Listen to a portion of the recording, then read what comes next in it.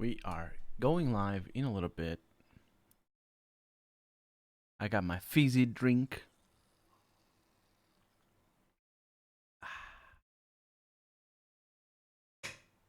My chair making noise when I lock it into place.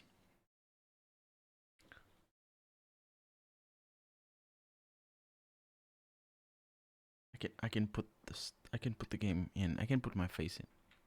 Welcome to the stream, everybody. We're still not live. Headphones on.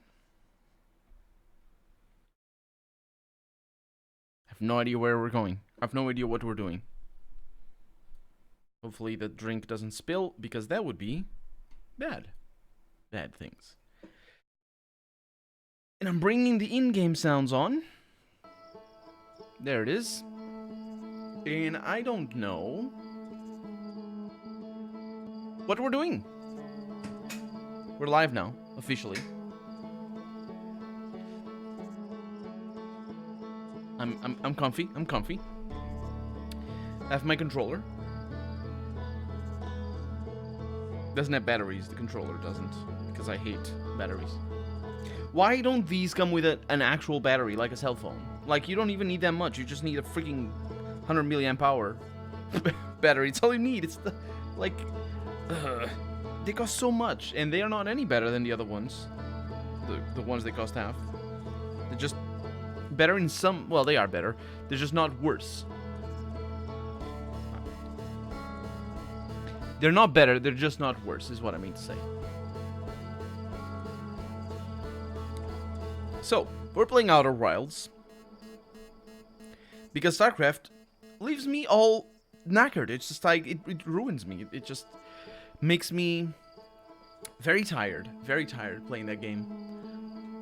Not one mission or two, but more than that. And it's just like, oh. So we're playing Outer Wilds, which is, I believe only available on the, welcome to the stream, Darun, welcome. I believe only available on the thingy, the Epic Store thingy. That's right. And they give games for free every week. They do. And this week is Star Wars. A lot of it. Hey, Colonel, love your YouTubes. Thank you very much. Nice to see you on Twitch. This game rocks too. I've never played it. Thank you for joining me, and thank you for enjoying my YouTube videos. You're very kind to say that. Yes. So this is a blind playthrough. I don't know what the game entails. We're gonna do it, I think. I don't know if I need to move the camera. Probably. I don't want to wake up. Who wants to wake up? Nobody wants to wake up. Shut up. I should have been talking here. Harry, welcome to the stream. Obsidian Fallout in Space. No. That's a different game, my friend. That's a different game. You're thinking Outer... I wrote the right thing, didn't I? I did, yes. You're thinking Outer Worlds, which I will be playing when it comes out. Just not early access, I don't think. Although I haven't contacted Obsidian about it yet. I should probably. Because they sent me Tyranny early. They sent me Tyranny early. And I couldn't play it because I had Amachi installed on the computer. And apparently that game doesn't like Amachi. Which is weird. So we're going to wake up. Dang it. It's not a PS3 controller or PS4. It's an Xbox. Which means the X is in the wrong place. God damn it, I hate it. I hate it so much. For me, X is at the bottom, right? The X is at the bottom. Not there. Why is it there? Why isn't it Y and Z? A and B, Y and Z. Why? Why do they design their controllers badly? Just badly. And I've been playing with these things for... That's right. Put a little makeup. Why? Are you so excited about the new cool RPG? Yes, I am too. I am very excited for that. Very much looking forward to it.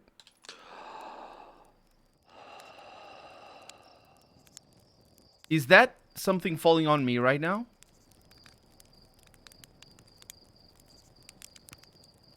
Wait. I wake up looking up? Is that thing falling on me right now? Roast marshmallow. Hello, Mr. Roach. No.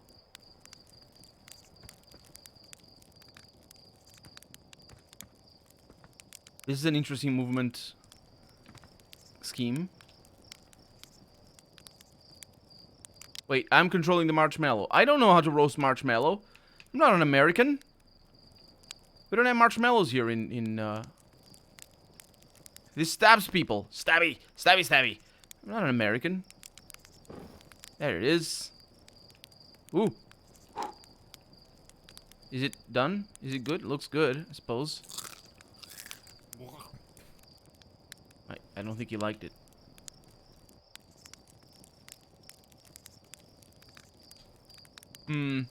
Sir.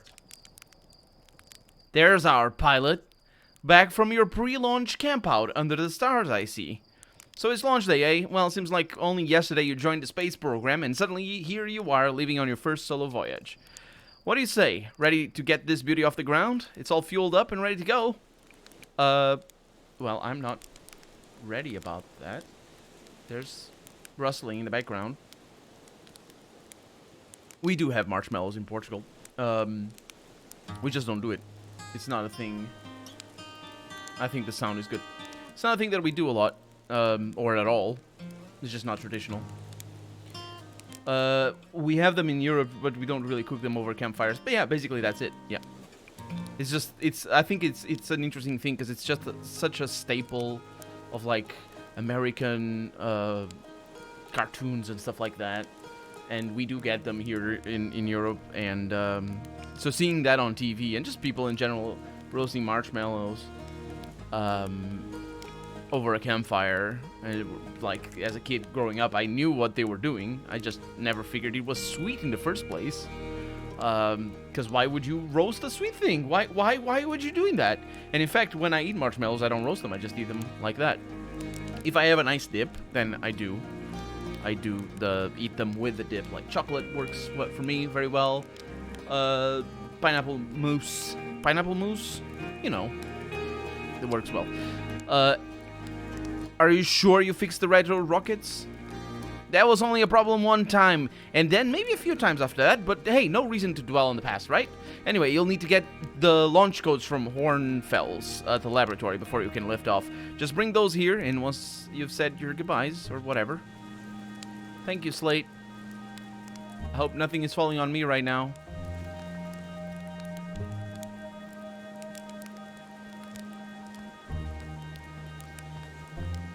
I don't know where I'm going. Whee! Oh, I see. It's cool. Okay.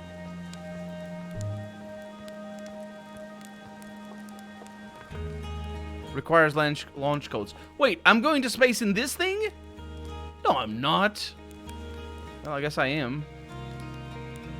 Let's see. Wait. There we go.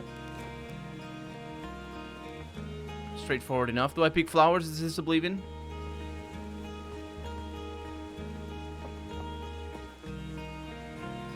We have a model ship.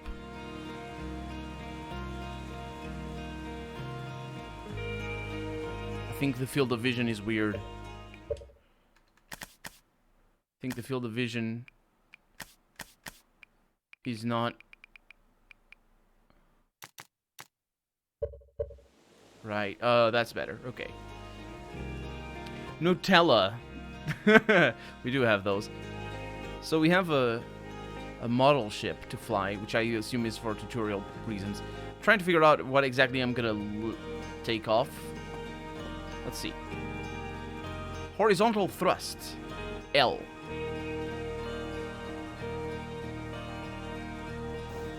Oh, I see. Down and up thrust.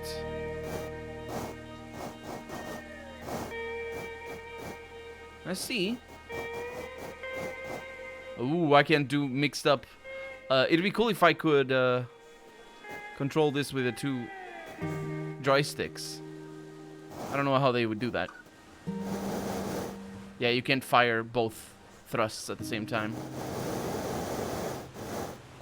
Oh, I'm sorry. I didn't mean it. Oh, I'm so sorry.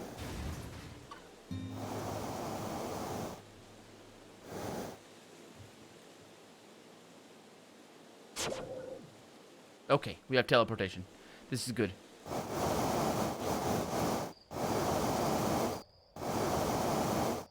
What the heck? Okay.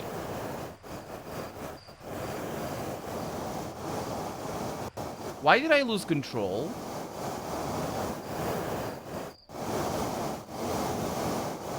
It must be because I landed on the wrong place. The physics are very straightforward. It's all very balanced. We don't need to worry too much about, like, center of gravity. It's all very much working properly, which is great. Because a misalignment of the jet would just cause it to rotate, which is what I thought it did. And that's why I did a weird maneuver. Look at this. I can do it again. Yeah, and then you lose control of it.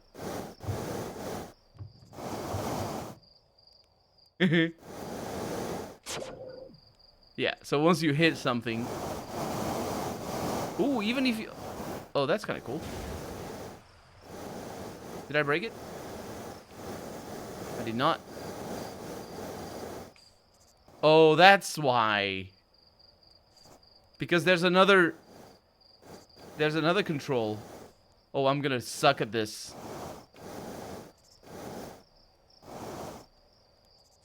There's another control. Let's see if I can get this stable. Because it's the triggers. Okay. You see the problem here? I'm sorry. Okay. Oh, no, it's going. Yeah. Right. Okay. So the controls are sort of complicated. Because it's left and right to stabilize. Oh, maybe... Sorry about that. Oh, the pitch is the other way. No, go away. The pitch is the other way. Oh, can I invert the pitch? Why is the pitch inverted? This isn't an aeroplane. What is this? Seriously, that's weird. So basically, the way it works, maybe it works. But I'll trust the game. Basically, if I'm like this and I pitch forward. Oh, right. It's not like a plane. Yes. So if I pitch forward, the plane goes backwards. But if I pitch to the left, the plane goes to the left, which basically it means it is inverted. So I want it like an aeroplane. So there should be an option for that. Invert ship look, invert player look. No, it's not look. What the heck is... Look. What do you mean look? I don't know. Didn't mean it, officer. Oh yeah, this works a lot better. So basically now you can control it. You can still crash it, but at least you can control it a little bit better with the... You can sort of tell what is going on.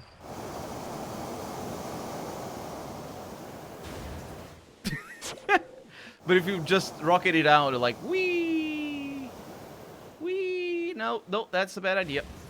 Oh my god, it blows up, but I was gonna kill a person, so it's like wee. Yeah, sounds good to me. Okay.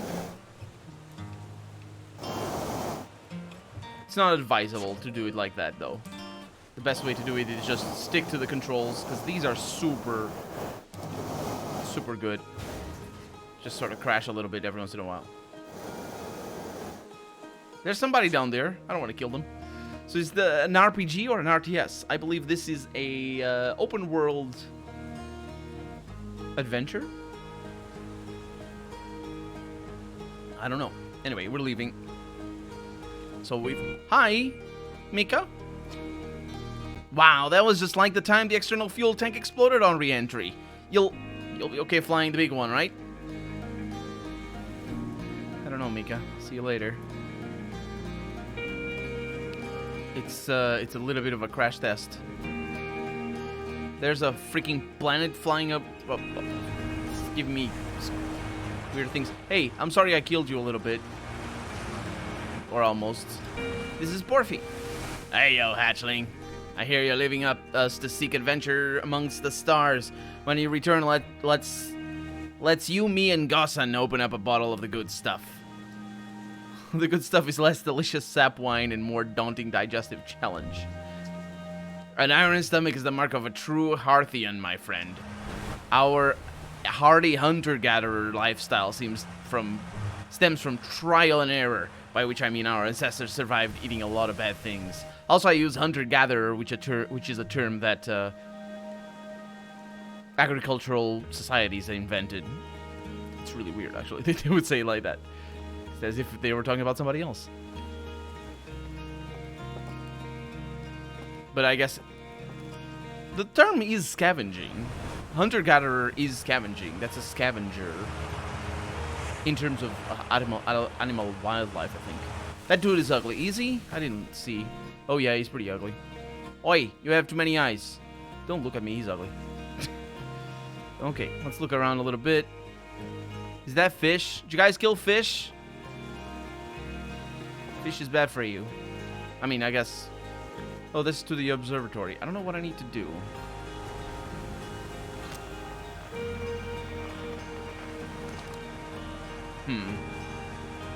This is gneiss, which I believe is a type of stone. Hello there, Space Cadet. I hear you're leaving the crater today.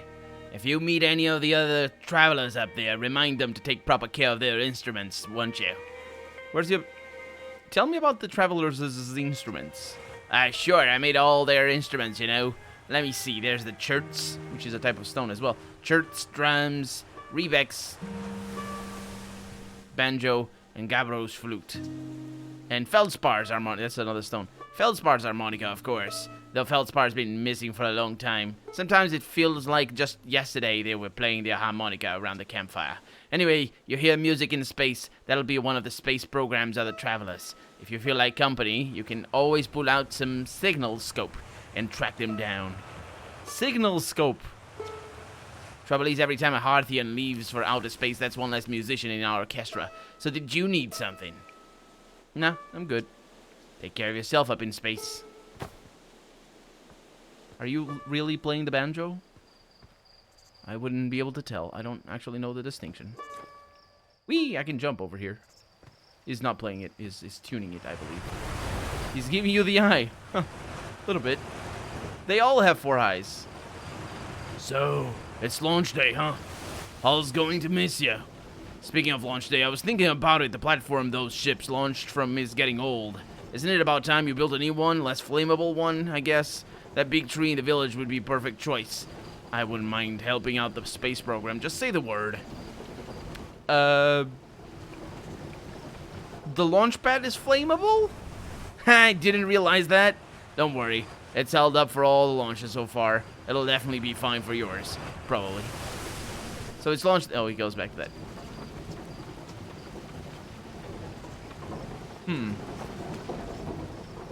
I am curious to see how that works. The launch, I mean. Hey, Arrogant, welcome to the stream! It's a neat game. I don't know. I guess we'll find out. We got a geyser over here. Freaking fart water all over. It's gotta be fart water, right? That's what sulfur is for. Rutile. You're actually blasting off in that thing, huh? I'm told my odds of survival are statistically quite high. Yeah, the space program certainly come a long way. I should probably thank you for causing fewer flash fires than your predecessors. By the way, good luck with those retro rockets. Oh no, not the retro rockets again. Your chair is cool though. Hey, what can I do for you? Hey, Marl is plotting to cut down that big tree again. I suppose it's my duty as mayor to stop them. Again. When Marl fell out of that tree and broke their arm, I suspect they might have also hit their head on the way down. Yeah, Marl is that person over there. Wait. Hey, so are you going to watch the launch? Of course! I'll be watching from a safe distance, obviously, and mostly to make sure nothing catches fire, but watching nonetheless. There's a lot of flammable things around here. I was gonna say, if it's flammable, is it gonna be Oh, wait. We can use a satellite camera. Is it going to be a fire-based propulsion, or is it going to be something different? Because you can... There's theories for different styles of space travel. Specifically launching things. And I was actually, as I was saying that, I was thinking about which theory it was that didn't involve fire. And it's just mass drivers. It's not that complicated. It is definitely not what we're doing, though. We're definitely using, basically, nuclear explosions. Is it nuclear explosions? I'm not actually sure if it's a nuclear reactor. I don't know how you know, like, a Saturn engine works and all that sort of stuff. But a mass driver is the best one for... It's just difficult to be established, but it's the best one for reliability and for fuel efficiency and stuff like that. A mass driver is basically an elevator that propels you into space. Or into anywhere, really. So there's a satellite camera. Oh, this projector is linked to your Sky Shutter satellite, which is currently orbiting Timber Hearth. The satellite is equipped with 2 onboard cameras. See if you can rake a snapshot of our village. We can. Right button? Bumper. Not button. It's bumper. Oh, wait.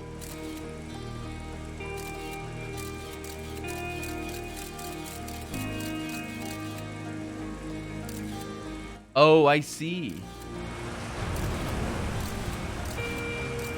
It's a forward snapshot. You just take it whenever you feel like it. That's the observatory right there.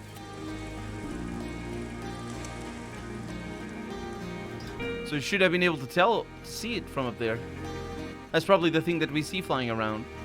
That's pretty cool.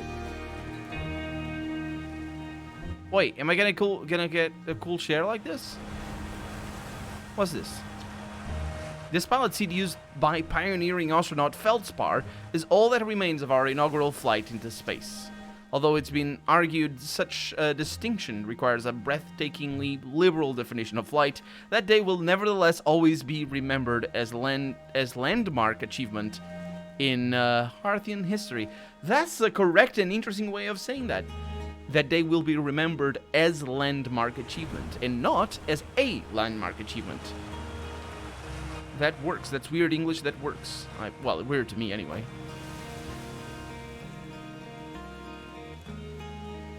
Got some telescopes. I really like the way the camera works. On the controller, mind you. On the mouse, it's probably traditional mouse looks and all that. Oh, that's the thing we were driving. It's made out of wood. That's terrible. Wood is really heavy. Although there are space materials that are made out of oxygenated wood. Oxygenated wood. I'm not really sure. They keep the carbon structure of the wood, but get rid of some other materials, and the wood becomes very flame resistant. It's still the same strength as normal wood, but it's really, really light. And I've seen a video about it recently. And I don't know the name of it. Bumpy, how's it going? Welcome to the stream. Black screen or just me? Let me see. No, my face is over there. On my side, anyway. Try pausing and unpausing. Usually, I get a lot of troubles with Twitch that just pausing and unpausing works pretty well, rather than actually F5ing, which is a bummer because of chat and the way chat works. They really need to rework their chat functionality. YouTube is so much better in that regard, and in many other regards. Just not in all of them. So Porphy. Oh, the astronauts returns. I forgot about you. I'll see you later. I forgot about your voice, I should say. Hey, can I go up there? I can indeed.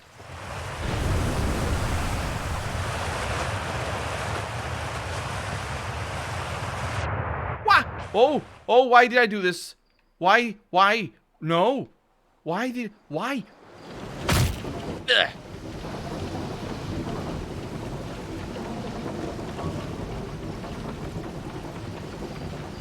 Well, you didn't see that.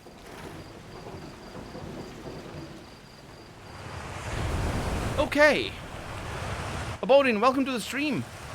I just did the thing. Why did I think that was gonna be a good idea? I didn't, to be fair to myself. My idea was to wait for it to die down, but apparently it caught me and just propelled me upwards. So let's go to the observatory. You guys got a radio? Tefra and Galena. Oi. You got 2 radios. Whatever those are. I say radios, but it could be anything. Hello, astronaut. If it isn't my favorite troublemaker. We wanted to play hide and seek, but Moraine won't let us borrow their signal scope because it's really delicate and not supposed to be thrown around like that. Hey, can we use your signal scope? Can we please? We'll even let you be it. Sure, let's do it. Woohoo! Okay, here are the rules. Glenn and me will hide with these radios. And they are radios, I told you. And you'll use your signal scope to find us. Last one to be found wins. Okay, close your eyes and start counting. Okay, they do it for myself. You should bump the gamma up a bit. I can do that. Thank you for telling me. Let's see. Don't worry if it does a bit of a thing. There we go. Oh wait, the signal scope. I see you. Wait,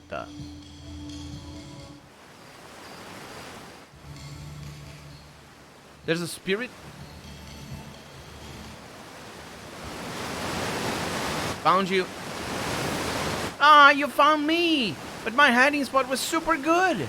Don't forget you have to find both of us, okay? Yeah, I suppose so. It's really loud. It's behind the waterfalls. Could I not see him? I could. It's really weird the way... There you are. I won. I'm happy. Thanks for playing with us. Aw. Elena talks so tiny. That's cool.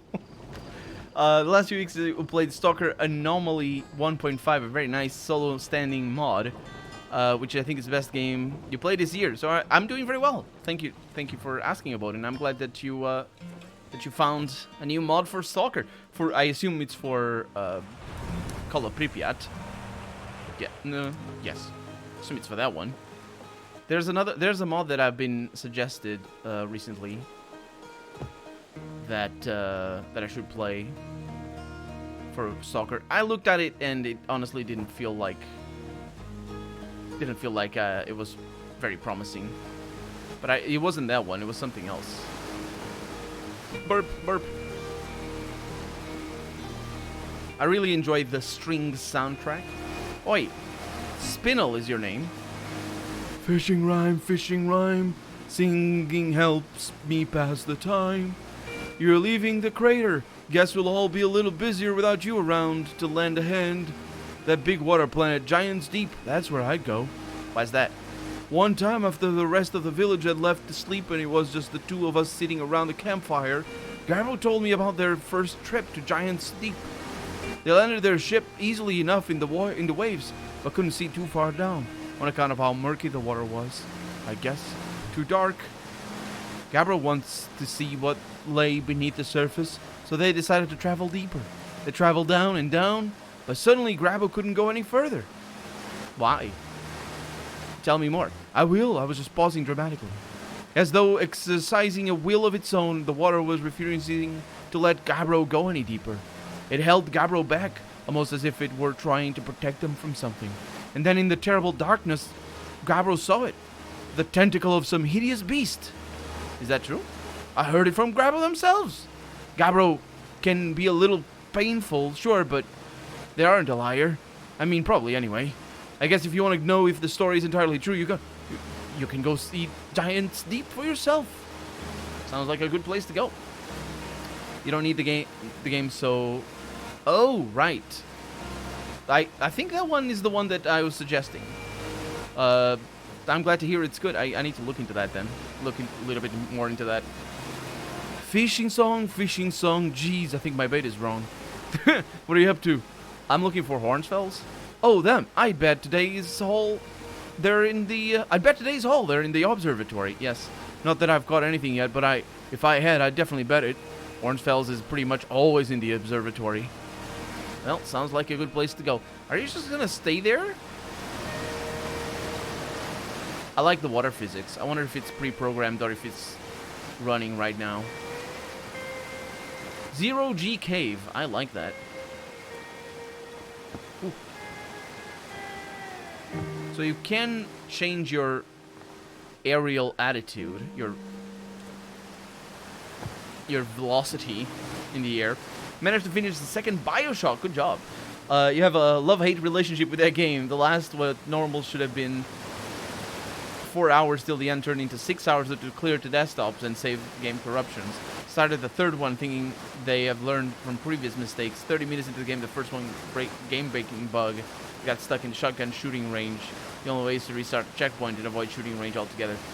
That stuff. That's the. I didn't have problems when I played Bioshock Infinite. I think it's complicated because new graphics cards and whatnot, the drivers and all that sort of stuff that can change stability a lot. It's a bummer.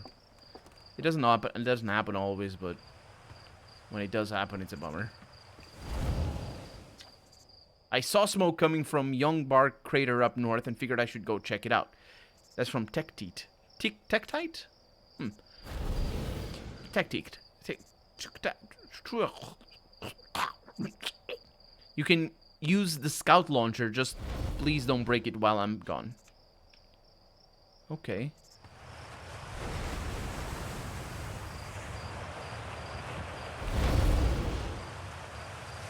Oh, that's cool. Can I throw one? I have a cool backpack. Look at that backpack. I want a backpack like that. I want to make my own, actually. It's not that difficult to make backpacks. So we have a camera. Danger! Inside this fence is a pocket ghost matter. A strange and impossibly cold substance that is invisible to naked eyes. What is it? A cold substance. For something to be cold, you need to remove all energy, I think. And also, it has to do with entropy. So there's two ways that something can be very cold. On the one hand, something can be extremely hot, but if it's not transferring any energy from itself to the outside world, then it doesn't feel hot because you can't feel the temperature. But it is still hot. And the opposite applies as well. Something can be extremely cold, but if it's not absorbing any energy from the outside world, then it's not going to feel cold. And that's the reason why wood, for example, just if you have a desk, you touch the wood, it's at ambient temperature, but if you touch something made of metal, that's exactly at the same temperature. The metal, because it's more conductive of energy and temperature, it feels colder, because, and I say metal, I think not all metal is the same, but, aluminum and stuff like that. It feels colder, but it's the same temperature. So, what does it mean? What does it mean to be cold? The good news is that you can detect ghost matter with a camera. I like it. Moving through ghost matter is uniquely painful and will probably kill you. Don't complain to me if you hurt yourself fooling around. From Hornsfelds. Okay. Metal? Hell yeah, rock on.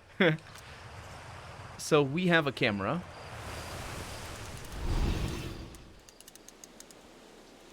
And we can take a snapshot.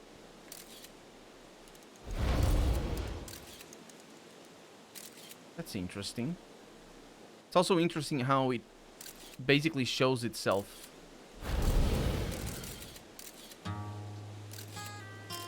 Whenever... Yeah, it doesn't seem to change based on contact. That thing is going to project us into the sky, isn't it? We're going to project ourselves again. Can't go up there. So this is to the Giro Z cave. Giro Giro Z. Hey, come say hi to the to your old flight coach before you launch. I've got 0G training set up if you want a refresher. Gosson. I don't know the name of stones. Gosson does sound like the name of a stone. Hey, Gosson. Hi, I thought I might see you before the big launch. Nerves getting the better of you? I'm a little nervous, yeah. Good. Everyone should be a bit nervous going into space. I got cocky during my first flight and nearly put a new crater into the moon. Still, I was never as green as you. Hey, I've gotten better. I think you think so, do you? Feel like proving it to your old flight coach? There's a satellite, which is definitely not just a piece of broken mining equipment set up down in Zero G Cave and need of repairs. If you're looking for a little last-minute Zero G practice, head down the lift and into the cave, or don't, so long as you're confident you can make ship repairs in space. Oh yeah, one repaired satellite coming up. Cool, get to it, and try not to concuss yourself right before your first launch. Is that really a likelihood? You need to be traveling at a serious speed to concuss yourself. Like, think of 0G in terms of strength and all that sort of stuff as like if you hurt your head, if you hit your head, like you're headed towards a wall or something, going into the ceiling or anything. You're going at a certain speed, but you're never going at it at such a speed that you're gonna hurt yourself too much. Imagine basically the strength of how it is when you hit your head on the wall, just from falling. And that's more or less the speed that you'd go. And you have a helmet, so I mean, I guess the helmet might make concussions a little bit more likely. I got patches in my clothing. Oh. They put stars down here.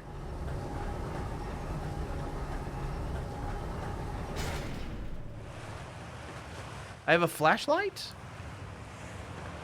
How do I leave the... Oh, it's right here. Okay, flashlight doesn't have a battery, which I love. I mean, in the sense that it doesn't run out. That's only good for horror games. And this is my Giro Z... And I'm gonna say that forever. Okay. And then I have down thrust and up thrust. That's not Giro Z. Do I need to go there? Is it gonna really make it Zero G? Oh, we got people in here. Oh, we got fuel too. Gravity 0.4. What does that mean? Oi, it's stuff. Hey.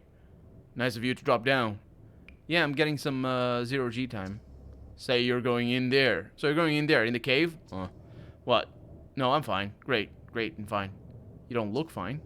Well, you know I hate that cave, so I don't know why you're making me talk about it. Now I've got hand sweats.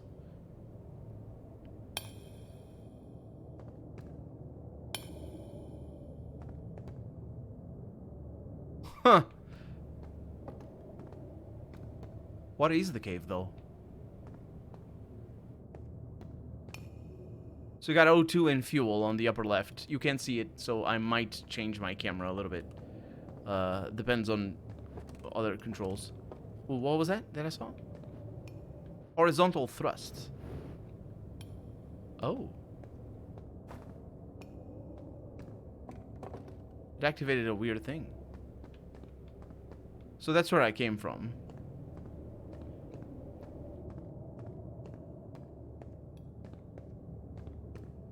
Is that where we're going? This is where we're going. So fuel does run out a little bit. Okay, here we go. Gravity's going down.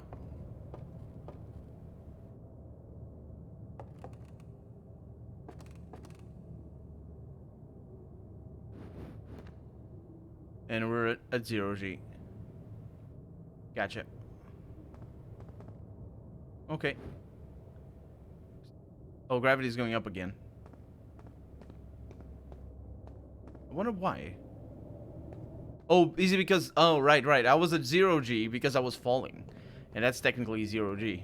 That's a good point, actually. Oh, there it is.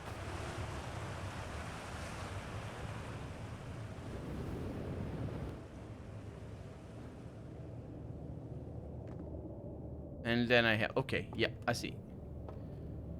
Yeah, so I lost gravity and just... Did you see the speed I accelerated at, though? That would be only really possible because of you not being used to you know, not knowing what's going on. Because it's all about... Oh, not knowing how the controls work.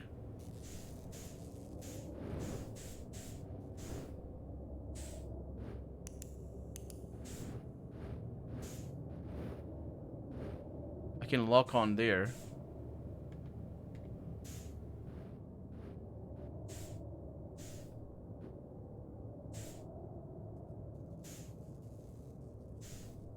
Press L to lock. There it is.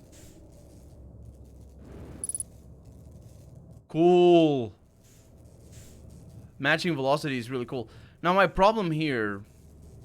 Oh, that's where I need to go. Oh, this is good. 1 meter per second coming my way. Oh, this is really cool. My problem here is that... Am I rotating my head? I'm not rotating my head. Like, if I move to the right, I'm gonna start going to the right. And then I need to stop again.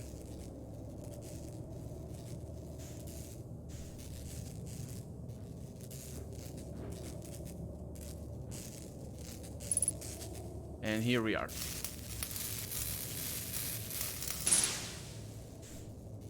The match velocity is not really what it is.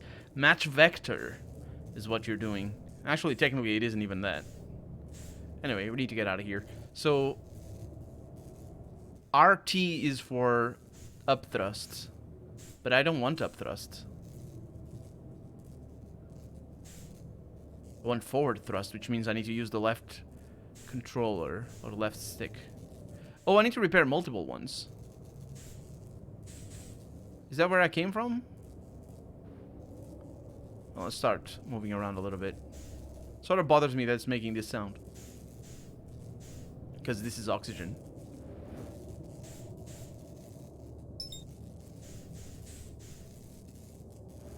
Yeah, matching vector here would be really good. Okay.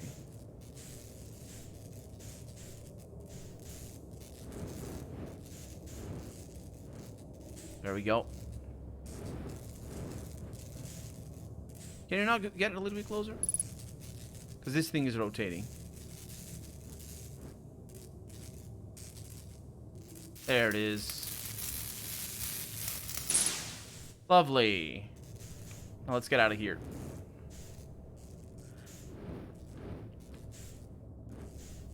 I hear you making noise.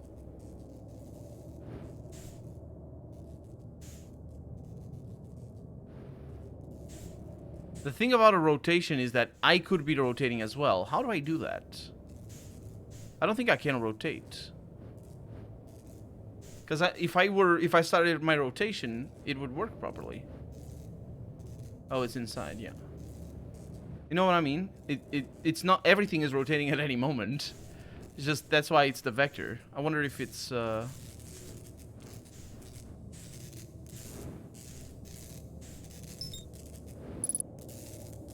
yeah, so it matches velocity, but it doesn't match rotation. Somehow. There it is. It's better than it was, though, so it's kind of interesting. Moving around in full 3D is awkward. Yeah, you just need to temper your expectations about... It's complicated because you need to temper your expectations about how easy it is to stop, because the like you want to go a little bit further. Normally you just go a little bit further and that's that. Oh, look at that, I just went a little bit further. I'm gonna bump against that, and now I need to stop my motion, otherwise I just change the thing. So I need to turn back and do this.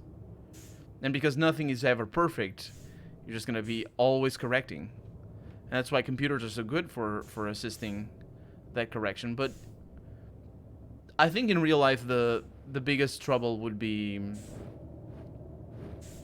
in real life the biggest trouble for this would probably be, I think I'm going there. Oh, I'm doing a thing. Would probably be center of gravity related. Because, like, if you have a thruster at the back of your head, you're going to pull it through and you're going to start spinning. So you can't have a thruster there. Normally you wouldn't. But I think astronauts have thrusters at their elbows. I think. So they can, you know, just position themselves correctly and point the elbows in the direction that most makes sense.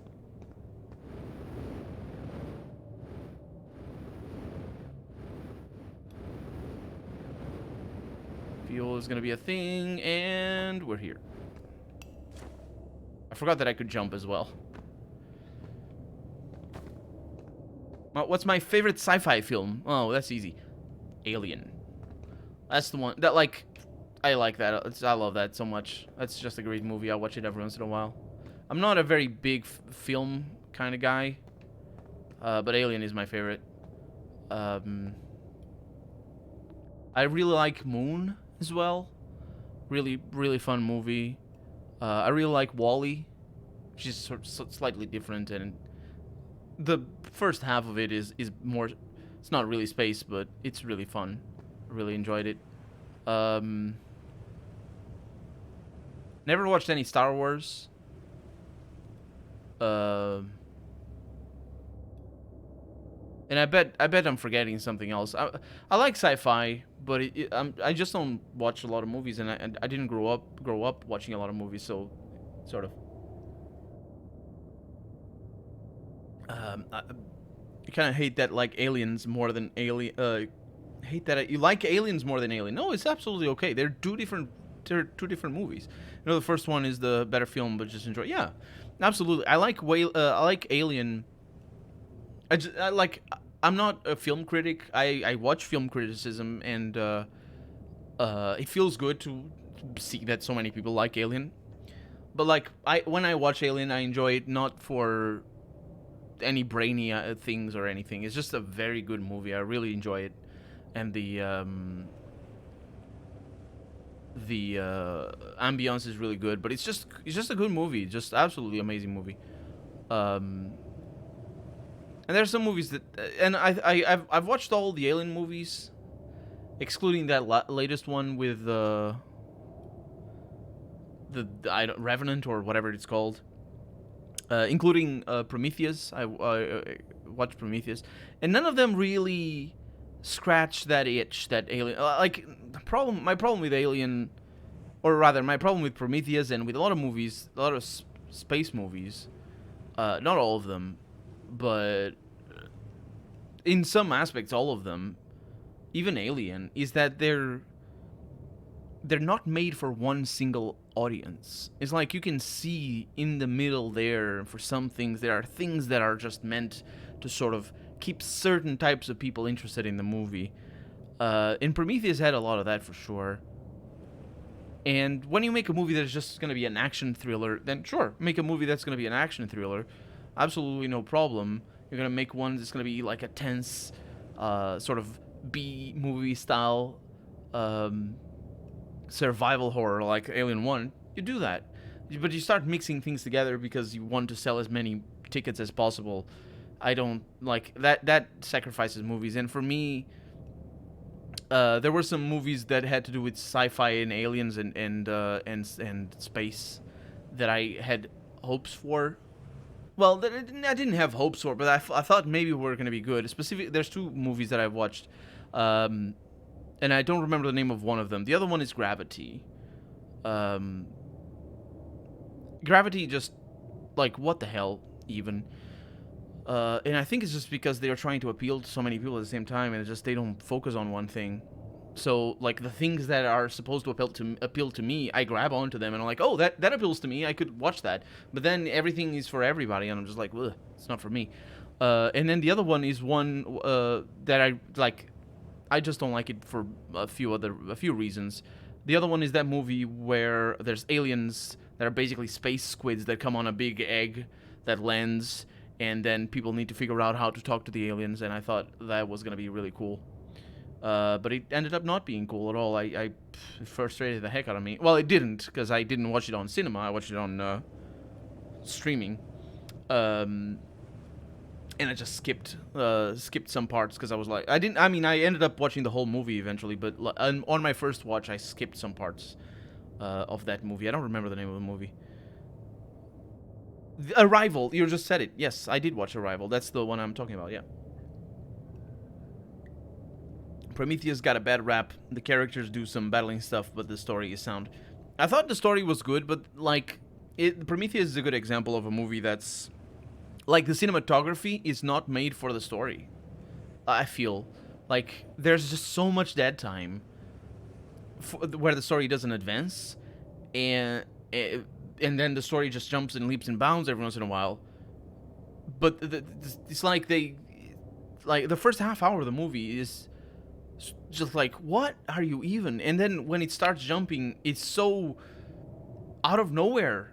When you start, like, they should have developed the themes a lot better in the movie, because the movie just comes across as, okay, well, I'm gonna spend half an hour of you here just building up this cool stuff, and it's all cool, and there's all these stuffs, and then half an hour into the movie, or I think it's half an hour, I don't remember, there was a certain mark when I was like, whoa, where is this coming out of nowhere?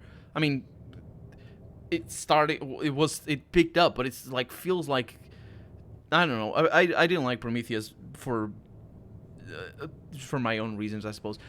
Two movies that I really liked, though, space-wise, were The Martian. I really enjoyed that movie, even though it bothered me that, like, you cannot have dust storms that bad on Mars. So the whole premise was just nonsense. But that's fine. You can skip that. I really enjoy The Martian. It's really cool just seeing people be good at stuff. I really enjoy that. I also enjoyed another one where they go to Jupiter. No, is it not Jupiter? Is it Mars as well? There's one where I don't know who the actors. There's one that it's basically a whole crew going to Mars, I think, and then only 2 of them survive or something like that. And it's all badass because it's all space stuff. And the other one that I really, really liked, even though they had some things that I didn't enjoy, and some things that were just unrealistic as well, especially in regards to time dilation, was Interstellar. I really enjoyed Interstellar. And, so yeah. Oh, I need to return the suit. There we go. So those are my space movies. And now we're going up. It's got stars in here. It's really cool. So basically the system of zero G is really simple because you can speed match. So once you do that, it's easy to play. But the main thing is that it's mostly a simple shooter where you just use the left stick to do forward, backwards, and left and right, strafe left and strafe right, and then you use the right stick to look where you want to go, and then if you need to correct for vertical or for vertical, you just use the triggers. Nicely done. Of course, it'll be a little more stressful when you're hurtling through space, but remember your training and try not to hit anything big. I can see you're itching to get off this rock, so go get the launch codes from the observatory and get out of here already. Best of luck out there. And hey, try to avoid getting yourself killed now that I've put so much time into training you. Got it? I will try that, Gosa. And he just says that again. Gosan. There we go. And I don't want to go in there, but I do want to try to see. The kid doesn't talk to me, though. No, he does. Wait. Arcos. Hi, astronaut. You know the patch of ghost matter inside this fence? Gostan said it used to be bigger than when they were hatchling, because ghost matter evaporates. It just takes a super long time to go away. I hope there's still ghost matter in the village when I'm grown up. Ghost matter is awesome. Yeah, ghost matter is super cool. It'll burn the heck out of you. Yeah, I heard touching it hurts so bad it feels like your whole hand's on fire. Try not to walk into any in space, okay? That sounds bad and painful. They're right. It's true. So we have this. Is this the observatory, or is this just a cool tree? Oi, Moraine. Hi, Moraine. Oh, hello, astronaut. This is good weather for your launch, right? That's lucky. What are you up to? I'm using my signal scope to pick up sounds from distant planets. It's set to the Outer Wilds Venture frequency so I can pick up the travelers as music. Last night I heard Rebec's banjo coming from Brittle Hollow. I hope that means they're safe. I can hear different planets too. It depends on what time of day of night it is, since different planets are in different since different planets are in the sky at different times. Signal scopes are cool.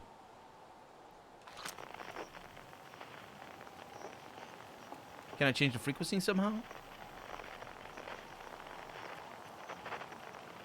Change frequency, I can.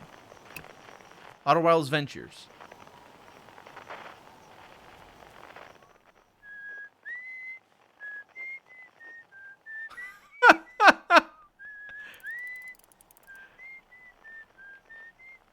Is that them over there? That's them! No, it can't be. Oh, it is there. I love it. This is so cool. Oh my god, that is fantastic. That's hide and seek. That's what we were doing before. Oh, that's so cool. Hello again. Haven't you been up in this tree a while? I'm concentrated. I'm concerned Marl will cut down this tree if there's no one in it, so I don't want to leave it for too long. Mayor Rutil says Marl isn't supposed to cut it down, but I don't think they see eye to eyes on this one. Eye to eyes? No, don't say that. That doesn't make sense. It's kind of funny, though, but it doesn't make sense. Because we also have two eyes, and we don't say eyes to eyes. I'm still, watching your launch, though. I'll have a good view from up here. Sure. Sure you will. Can I go up that way? I bet I'm gonna die if I do. Wee! Nope. I don't think that's where it's supposed to go. Seanock, welcome to the stream. It is a blind playthrough. I didn't even know the game was like this. Howdy, Laggy. How's it going? Good morning. How's it going? Little Arsko throws rocks at the ghost matter. Yeah. If this is blind, Colonel will be saying that's so cool a lot. I've been saying that's so cool a lot. I already had a... He's already had a ball in the... Yeah, I did. Don't know if the game... If the game... is RPG... Eve RPG or not. Oh, Eve is an MMO. It might... For me, it's night. It's evening. I think Eve is an MMO. So, I mean, it has, I suppose it has some role-playing things, because you interact with other people.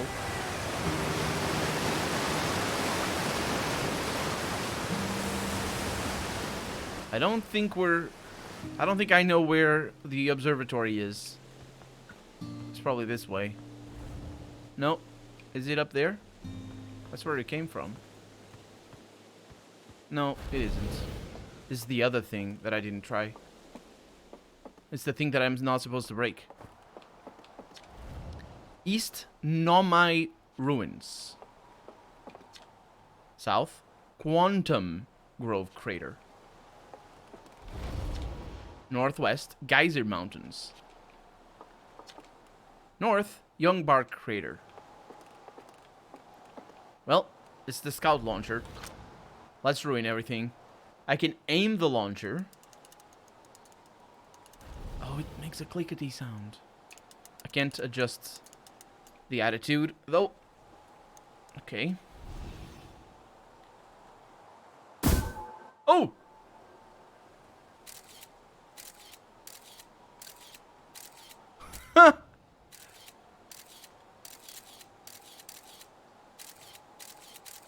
What's it gonna... Oh, it's gonna crash. Oh. I can rotate the camera. The heck is that? It takes an automatic snapshot when you rotate the camera. You can't look down at the camera though. Okay, let's try that one. Oh wait. Oh, I need to hold then. Hold. Oh, it's the teleport. Okay.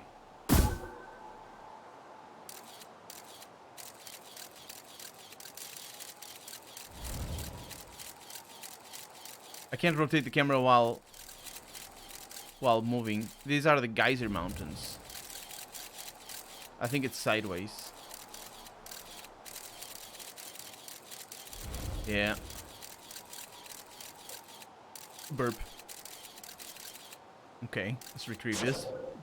There's a brave dude heading into space, is all we know so far. So far, yeah. Let's see this one.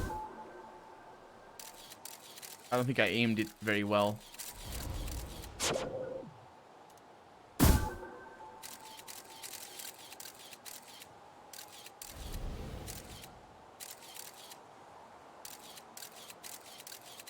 Wasn't this a forest? The Quantum Grove forest? It's gonna hit the tree. Hit the tree, all right. I don't know what to do here. Oh, I think it's stuck on a on the side of the wall. Okay, let's take it back. What's the mission or goal of this game? Yeah, it's just that's part of the game. You can't say anything without spoiling. Yeah, I figures. I think there's some people up in space that we know of that we're gonna be able to meet. I saw somebody already up in the little satellite, the one that we're seeing right on screen right now, on the upper left.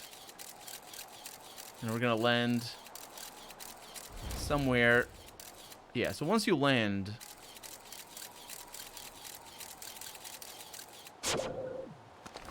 cool stuff. Oh, it says over there to the observatory. The shooting stars, I think those are dynamically generated. They're just material entering the atmosphere, and they are dead. Shooting stars die. Otherwise, well, not necessarily. I guess the things can fall down to Earth, but there's something flying around. I'm not sure. This is the way to the observatory. To the launch tower over there.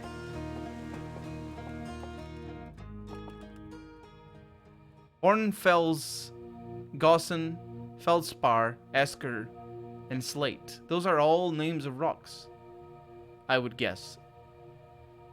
I don't know Esker. Hornfels either, to be honest. Outer Wilds Ventures' founding members. Clockwise from top left, Hornfels, Gossen, Slate, and Feldspar. Big thanks to these additional founding members of the Outer Wilds Ventures, with whom we would never have gotten off the ground. Matthew Steinhauer, Ben Etherington, Quertio the Bite. These are probably Kickstarter backers. I would guess maybe the game developers. Outer Wilds Ventures, Timberhearth's first and only space program, was founded to explore the farthest reaches of our solar system. Feldspar was the first Hearthian to be intentionally launched into space. They completed the first orbit around Timberhearth, and later made the first of what would be many landings on our moon, the Atterrock. That's the moon. That's the thing that's going around. Those sound like backer handles, yeah. Australia had a big old meteor hit yesterday. Lit up everything. Holy crap. Wildfires? It's like life from Kerbal's point of view. With much less crashing than Kerbal. I never played it. I think I have it. Hey, as my favorite astronaut. Launch day at last, huh, buddy? It's been a lot of days since I left the downstairs. It's the translator tool's inaugural flight, too. I'm so excited it's making me nauseous. Just think, you'll be able to translate any Nomai text you want, anywhere you are. The two of us put a lot of hours into inventing that tool, so don't break it, okay? Okay, geez, do not break it. Ignore me, okay? I'm just nervous. I didn't make it justice to the text. Anyway, I'm not even the one going into space. How are you feeling? I'm terrified. Ah, don't let me make you nervous. Hey, you've been training for this day since we were hatchlings, remember? You'll do great, I promise. So what's the dirt? You here to see the new Nomai statue? Of course. Hey, I knew you'd want to see it before you headed off. Ornfell's just finished prepping it for display today. Amazing, isn't it? Makes me wish we could see what a real live Nomai looks like. But I guess this is as close as we'll ever get. Check it out. Looks like they had fur. Fur is weird. This is the first fully intact statue ever found, you know? And for how old it is, it's in great shape. Ah, jeez, I got a little carried away there. Go on, you have a ship to launch. Take care of yourself out there. Here. That's Hal.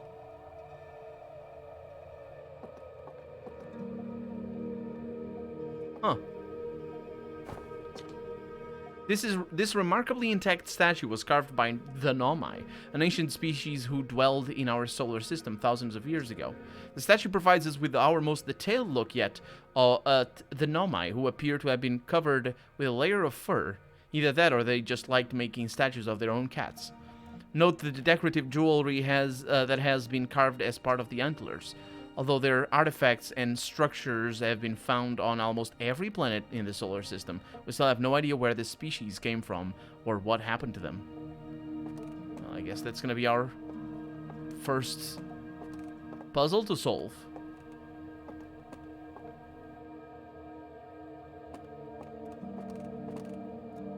Oh, look at that. That's like a satellite thingy. I wonder if that's the satellite that's going around.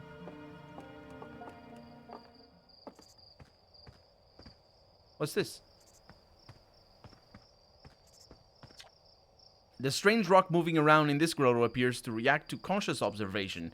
The level-headed among us realize there must be some sort of optical illusion at play, but Gabriel claims the rock, quote, exists in all possible states until it is observed, unquote, whatever that means.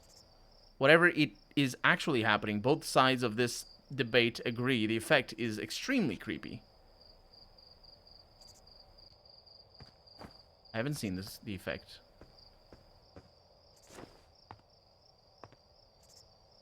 Oh, there you are.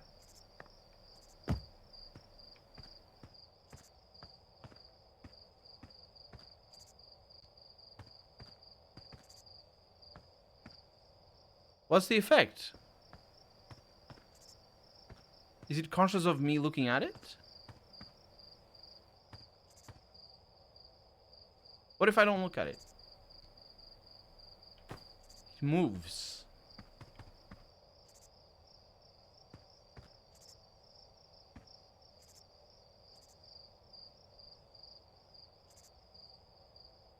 Huh. Simple triangulation effect. Kind of cool. But it doesn't move when it's standing still. Or does it? No, it does. It rotates a little bit. It's hard to see for you. Yeah, it rotates.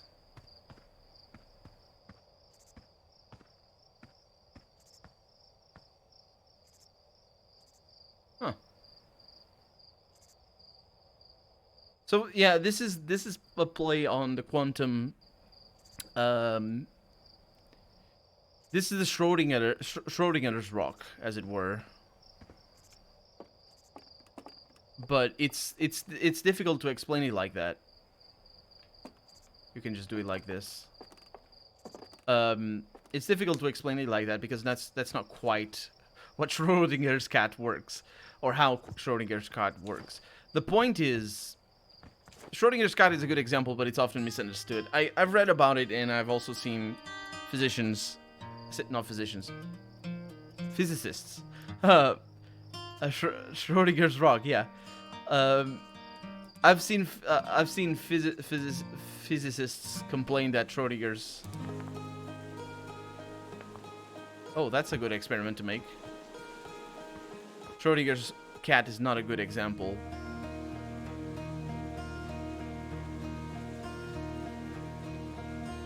It's not a good example of how quantum multi-state works. The point is, the basic experiment is that you put a cat inside a box with poison, and there's a 50-50% chance that, just as an example, it doesn't matter, the chance doesn't matter, that's the thing. There's a 50-50% chance that the cat will eat the poison and die.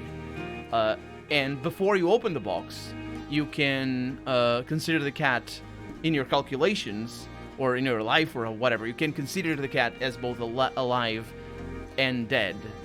And that's not what superposition is, although... and that's also not... That sounds... The problem with that experiment is that it sounds so close to superposition, which is when you're both things. Which is a different quantum phenomenon, and I don't know how to explain it. Basically, what that experiment means is that you can go around your life as if you consider that cat as dead, and it's dead, and you're just, okay, the cat is dead. And you can make the calculations, and all of them will work, unless the calculations require you to open the box and see if the cat is dead or not. Which is very simple when you explain it like that, because you absolutely have to consider that you cannot open the box. Once you open the box, it's 100% whatever the result is. And this is what happens with this thing over here. It disappears from there. The existing in all quantum states, though... Oh, there's bugs. The existing in all quantum state, or in all states until it is observed, that is superposition. Which is a different thing altogether. The notion of observing something and changing its state is not quite as simple as that. It's not the fact that they notice that you're observing something, but rather that observing has an effect on things. So you don't even need to observe. Like, imagine you had... imagine this experiment had scales underneath the trees. And in fact, this would never work, because the trees are observing. Every matter around here is observing that thing. There's air pressure and all that all sorts of stuff that get affected by where that is. So if you had scales, you were observing the matter. And in fact, when you're talking about quantum theory and all that sort of stuff, observing is using scales and instruments, because you cannot see with your naked eye things that are that tiny. So you're always using things that are very that are derived from reality, rather.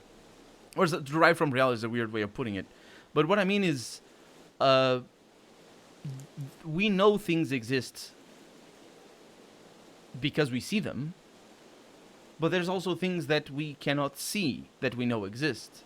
Like color, for example. Color theory. Color is an interesting example because it is the distinction is immediately there. Like, we can see color, those of us who can, but there are other ways of seeing color, namely with, I don't know what instruments they use to detect the wavelength of the light, which is what makes color work the way it does. So the wavelength of the light can be detected using certain instruments, but our eyes can't see that, so we need to make instruments for that. And those instruments are the same that detect infrared light that we absolutely cannot see, and detect ultraviolet light and X-rays and all sorts of radio waves and all that sort of stuff. That's all made with instruments that we cannot... that's all things that we cannot see, but still we have instruments. And when it happens to quantum things and atoms and all that sort of stuff, we can't see the atoms, so we have atomic microscopes that use atoms, and that is observing things. So this wouldn't work because air pressure. But yeah. Ceiling Ant is watching. Ceiling Ant is a fun idea. What do we have over here? Stars like our sun generate light and heat by fusing hydrogen with helium. Yes, they do. It's also a quantum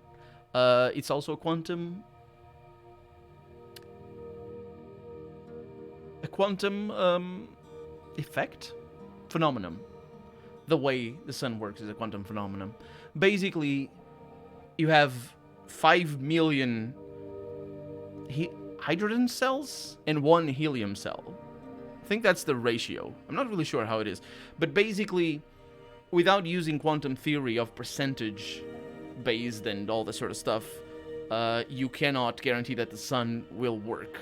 But because of quantum theorem, you're just the chances of things blowing against each other, the hydrogen and the helium going against each other, are so high that basically it evens out. I've heard it explained. It's super weird, but it's one of the easiest examples of quantum theory, quantum physics rather, in day-to-day things. Quantum physics is really interesting because it's hard to, like, physicists make it all sound like a big, oh, it's the new types of physics and whatnot. No, it's not. It's not new types of physics. It's just that the rules that we came up with to explain how an apple falls from a tree and how the Earth goes around the sun, those rules are not correct. Those rules don't work, don't apply to everything. And we thought they did. We absolutely thought they did. Einstein thought they did. And it just doesn't. Gravity doesn't work, gravity in particular, doesn't work the same across different scales. So our explanations are just simplified versions of what a true explanation would be. And there's theories and all that. I've seen some calculations that add like a little thing, and then it makes it make sense on every scale. It just changes and whatnot, but it's complicated. But quantum physics is just physics, except when the laws of gravity don't work, because the attraction between two atoms is like, you make the calculations between the attraction between a couple of glasses, right? And you say, okay, these glasses that are attracted to each other, you can measure them. You can measure that attraction. I think the glasses is measurable, the gravitational attraction between these two. I'm not sure though. But either way, let's assume that it works. You make the calculation of the glasses, and you say, okay, they're attracted to each other by 1g, or 0.000g, or whatever g it is, the energy that you're calculating. That's probably newtons. You can call it kilograms as well. Whatever. They're attracted, and you make the calculation. You make the test, and it works for the glass. And you apply it to the Earth and to the Sun, and it works for the Sun. Sure. But you go down into an atom, and the gravitational attraction between two atoms that you cannot measure, because there's no instrumentation of that precision, or rather, that's very hard to measure, and because there is very little instruments of that precision. And you make the calculations, and you go and try to measure it, doesn't match. And all of our explanations is that atoms don't get attracted to each other anywhere near as much, in terms of gravitational attraction, as much, anywhere near as much as the traditional theories of gravity say they should be attracted. And the same applies, and that's the funny bit, the same applies to galaxies. And that's why we came up with the ideas of dark matter and all that sort of stuff, because we make the calculations and we see the galaxies attracting to each other a lot more than they should. And you're like, that thing is attracting to each other like it had 70% more mass than it actually does, than the mass we can calculate. So there must be mass that we can't see. It's dark matter. It's like there's something else there. And that's one explanation. And there's a lot of physicists that just say, nah, that's our calculations are just wrong, and we don't understand how gravity works. And saying that it applies to everything the same way is just oversimplifying it, and it doesn't work. So that's where quantum mechanics gets in. Quantum mechanics, not quantum physics. That's two different things. That's where quantum mechanics comes in, because quantum physics is more to do with what we're dealing with here. Not even this. This is just quantum mechanics. It's still physics, but yeah. It's best not to think of them as rules. They're just theories. Yeah, it is that way. Yeah, designed to best fit the observed phenomena. Newton works fine at a macro scale, so we use it. Yeah, but it doesn't work on the huge scale of galaxies, and that's where dark matter comes in. But it's funny. Like one of the things that I remember learning from Einstein. A sentence that I'm sure a lot of you have heard is God. Einstein wasn't a religious person, but he used God as any of us can use for examples and speech. But he said, God doesn't play dice with the universe in regards to randomness. Physical randomness is a very specific thing. It's a very the notion of randomness is a very mathematical thing that doesn't actually exist in reality, but it does. So when it doesn't exist when it comes to the macro scale, but it does. But it doesn't exist, right? Like if you, it's that notion that if you, and there's games that say that, and it's not true. The thing is that it's not true.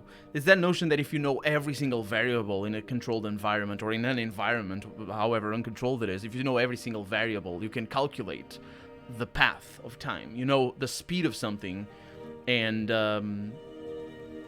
you'll need to look at becoming a renegade physics professor. So if you know the speed of something, you can calculate the path of that something. If you know the friction of the air and all that sort of stuff, you can make all the calculations, and maybe your calculations will be wrong, but you can make those calculations and make a good theory and know that. When Eisenhower, am I mixing up names? Poeheimer?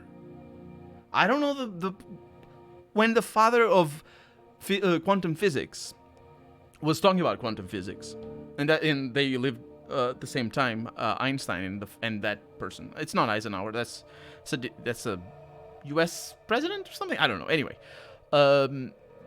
when the father of quantum physics and the father of general relativity lived together, Einstein said, Oppenheimer. That's the one. Thank you. The book Infinite Powers by Stephen Strogatz, through why calculus changed everything and its fundamental mathematics behind our understanding of much of the world. That's a fun thing. I haven't read that. Basically, yeah, that's the saying that God doesn't play dice with the universe. That's the saying that I remember growing up and hearing that. I'm like, oh, that makes a lot of sense. The thing is, that's one thing that Einstein said, and then Oppenheimer, proved his calculations and all that sort of stuff, and Einstein actually understood that he was wrong in the way he approached general relativity. So much so that he actually changed his theory of general relativity.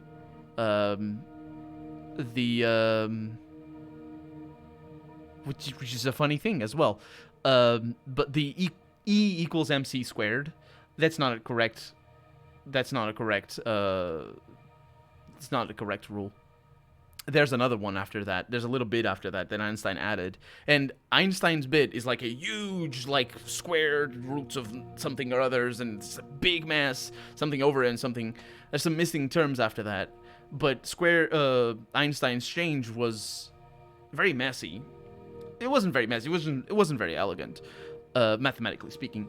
And then came other scientists that changed that, and now we know how E equals mc squared plus or times something or other. There's another thing after that, and it works. Because Einstein never knew, or rather, Einstein never realized. No, he realized that the universe could be expanding. That's the thing. That's the expansion of the universe is something that he had into consideration. But he didn't understand. I think he didn't understand that the universe is changing. I think that's the I've seen videos about this. Either way, the point is, Einstein, when he died, didn't think that God didn't play dice with the universe. Oh yeah. There's a lot of dice being played with the universe. As it grows older, the star runs out of hydrogen and starts to contract. Oh, look at that. Are we going to see the stages? As the star's core contracts, it gets hotter, causing the outer layer to expand. The star has become a red giant. When the core is hot enough, it starts to fuse helium into carbon. Isn't that amazing? I think that's also quantum things, how it does that, changing helium into carbon, because those are two basic elements. And I think this would be a supernova, maybe? If a star is massive enough, it will continue to fuse carbon into heavier elements like iron. Ultimately, the star will collapse under its own gravity and then explode in a violent event called a supernova. Based on Church's observations, this will one day be the fate of our own sun. I wonder how proton stars are made. The famous proton star. Proton stars are really cool because they collapse on their own gravity, but they're not gravitational enough to make black holes, so they just collapse all the protons into themselves, and they're basically dark stars with like 6 kilometers wide of matter, the densest of matter. So it's still very, very gravitationally strong. It's just not, doesn't shine, doesn't have any reaction. This crystal was taken from a Nomai ruin on Brittle Hollow. It seems to create a local gravity distortion and was most likely used to traverse steep surfaces. Try it out. I want to see that. Given the themes of this game, I'm thinking we'll get the end about 2021. Optimistic. And the final element is iron. After that, it takes more energy to go to the next element than you get. Oh, that's interesting. I still remember from college physics. That's really interesting. Iron is like 16? It's like, there's a lot of things. Oh, crap!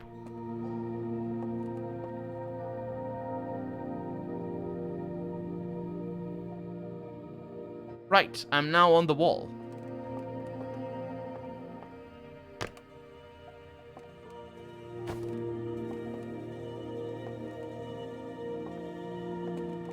Can I go back on the floor? Oh, I can, because I can jump. That's cool. I don't think that would be possible, though. Gravitational thrusters. This thing, I don't think this is explained physically. Oh, there's another experiment here. Wall running. That's what it is for. Wee-hee! Oh, that's fun. That's a lot of fun. They have the little things. The Nomai technology brought back from space by our astronauts has been a great boon to the Outer Wilds ventures, allowing us to modify expedition gear in exciting and useful ways. For example, the little Scout now boasts a warp retrieval capability that allows astronauts to recall their scouts almost instantly. This has dramatically reduced the number of scouts lost to the depths of space. Yeah, you'd guess so. I've used that already. Spider Colonel. Does whatever a Spider Colonel can, of course. Where are your physics now? Yeah. What do you see here are parts of the Nomai skeleton, either that or they're cats. We can tell from their skull that they possessed antlers and, quite unusually, only 3 eyes. The Nomai body was most likely adapted to for living exclusively on land. The differences in the Nomai's anatomy, such as their shockingly fragile bone structure, show us that Harthians couldn't have descended from Nomai ancestors. Is that true? That's not actually true. Come on. It's not. I'm pretty sure it can't. That's not something that wouldn't be the case. It's not clear where the Nomai originated from or why they disappeared. We hope to find more clues to this puzzle as we explore our solar galaxy. I'll find all the clues. Oh no, I'm not messing with that yet. Let me just look at this thing. Aside from the dwellings and structures they built, the Nomai also made art. This decorated which is a... Be careful. Be careful. These people. Art is a very specific concept that doesn't apply to all cultures. Not that not all cultures have that. Is that the concept of art is not culturally universal. Because, you know, this decorated pottery was discovered on Brittle Hollow. Some ancient Nomai art depicts strange animals, foreign celestial objects, and other subjects that can't be found in our solar system, which makes us wonder whether the Nomai originated elsewhere in the universe or simply had vibrant imaginations. Were the Nomai born in our solar system, or were they born among the other stars and planets, and if they were, how and why did they come here? These are just some of the questions we hope to answer through further xenoarchaeological expeditions. Art might be a toilet. It might. Think of, like, it's hard to, it's complicated because in archaeology we only have access to so many things, and obviously here the term is referring to decorations and whatnot, because it's not like this is a basket, but the decoration of the basket is what is considered art. And when we think about the archaeological attitude towards art in specific, we're thinking about decoration in pottery. We're thinking about the I say pottery, but anything really. We're thinking about jewelry and what was used as a purely decorative thing, because those also exist a lot in early and in all human cultures in general. Um, but we don't. We it's very hard. It's very easy to forget the most basic form of art, um, which is song. It's music. And that we don't have access to. We just absolutely don't have access to. And then we also have to consider the way music works, song and poetry and communication, the way it works based on the culture.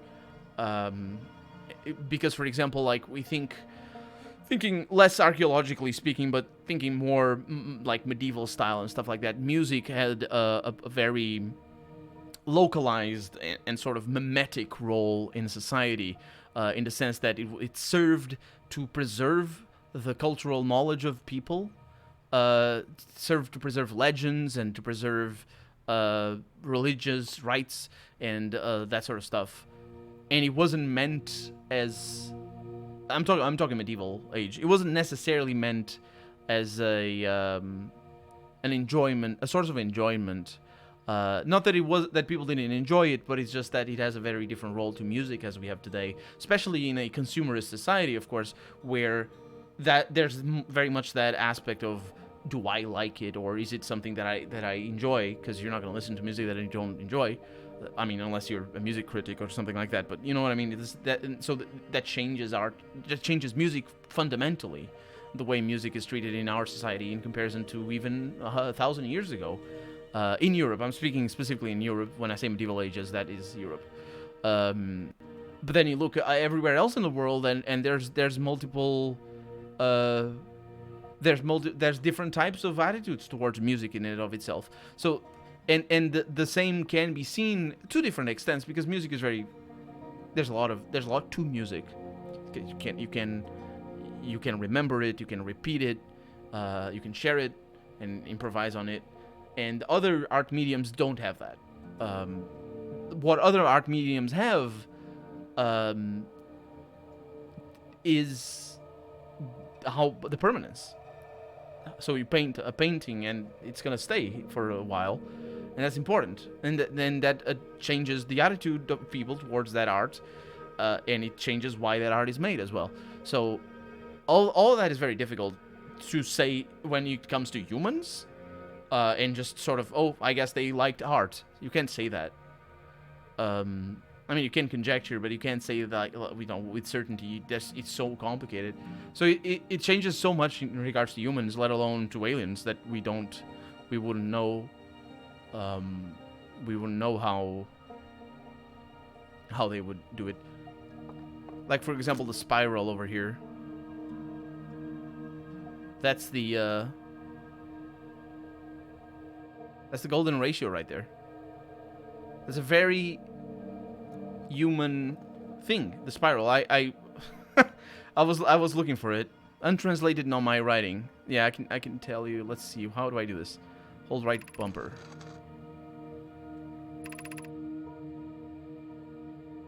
Cassava, we're nearly ready. Felix and I have finished construction, and she says calibrating the device won't take long. Felix says, fortunately, the Antil rocks lack of atmosphere will make calibration simple. After all this time, I'm thrilled to finally resume our search. I don't think I can... There was something I did, wasn't there?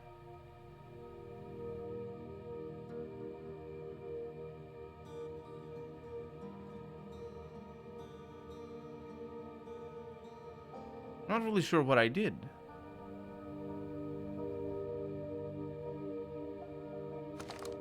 Huh. Hey, bored as fuck, welcome to the stream. Art is supposedly something of value that's practically useless, right?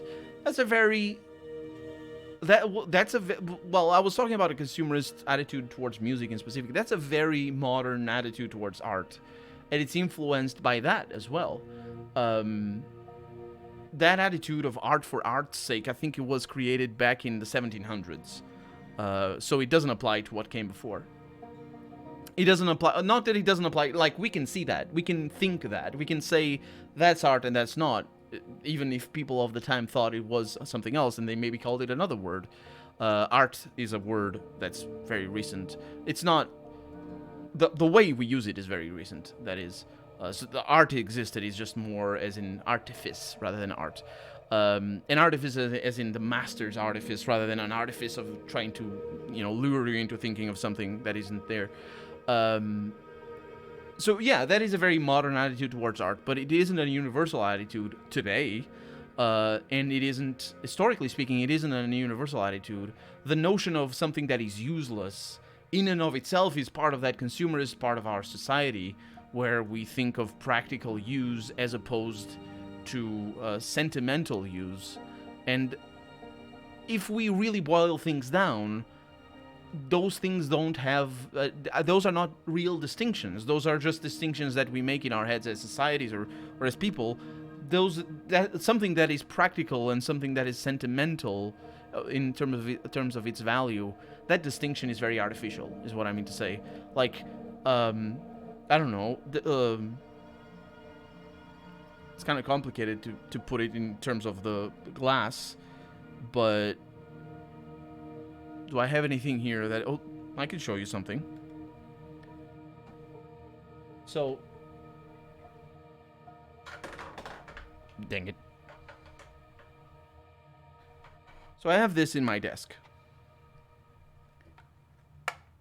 See if I can do it properly.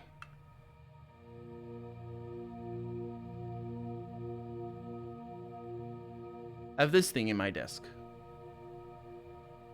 And that thing is not attached. You can see it right there on that little glass. And everywhere else it isn't touching. It isn't touching that. I'll remove it from the little glass so you can see.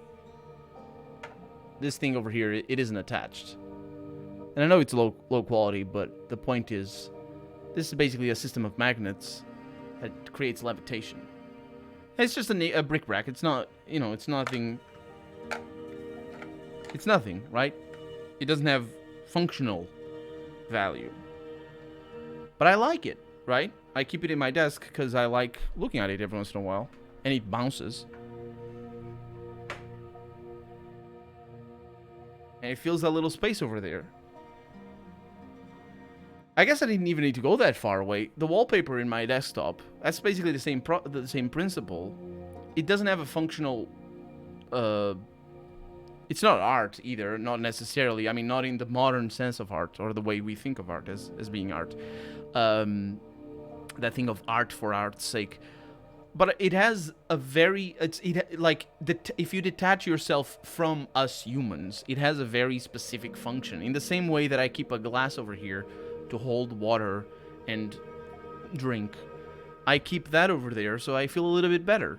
It's the same way if I were in pain, I'd take a painkiller. It's the same principle, it's the same logic. So that distinction is very difficult. And then, of course, you mentioned the other part, which is even more easy to explain. It's a lot easier to explain, which is the value, something of value. Nothing has value. There's no intrinsic value to anything. If we're talking about space and aliens, value is always dependent on the context.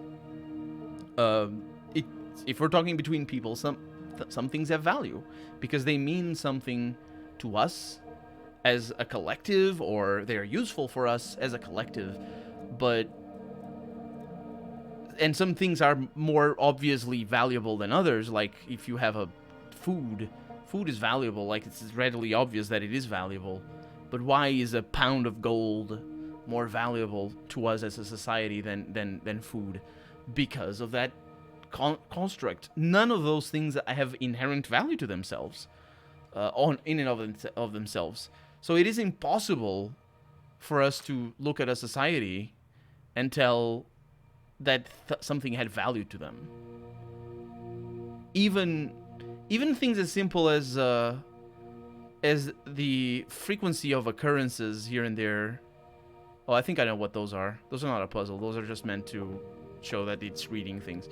The other day I tweeted at somebody about I don't know, future archaeologists were gonna do something. We're gonna say something about us. And I tweeted something. I think I've talked about it on camera. That future archaeologists will look at us and say that we had cats. We made the internet so that we could praise cats and our gods. Cats were our gods. I'm sort of paraphrasing because the context changed and whatnot. But I said something that the way we look at Egyptians, we're the real Egyptians. We look at Egyptians and say, oh, Egyptians love their cats, and they made statues and whatever. No, that's us. We do more than that. We do a lot. We made the internet for it. We made these huge structures and spend huge amount of money for things that are used for cats. And without the social context, it's impossible to tell. Cats are gods, yeah. Without the social context, it's impossible to tell. So the way we look at Egyptians, and I don't know if I'm saying this, but I didn't study Egypt very deeply. I have a huge book about ancient Egypt, but there's a lot of, mostly it's history about the lineages and whatnot. So I don't know if we know for a fact that Egyptians had supernatural beliefs about cats as a part of their culture, a part of their religion. So probably we know a little bit better, but it would be easy for us, or especially for early archaeologists, to see a lot of statues to cats and a lot of cats mummified and whatnot, and be like, oh, Egyptians love their cats. They had beliefs about their cats, and they just were normal people that had access to painting and could draw cats. And who doesn't like drawing cats? Pyramids were really tombstones for cats. There are pyramids for tombstones for cats, just not the ones that we think about. There's a lot of pyramids in Egypt. Ancient Egyptian culture is underrated history. We know more about the lineage and construction than actual cultural influences in society. Yeah, exactly. But that's now that you say that, that's not an accident. That also informs us a lot. I remember I said something. I don't remember when it was. I was talking with Count Cristo about history and the way it influences, and the type of history that we have and the way it influences our society.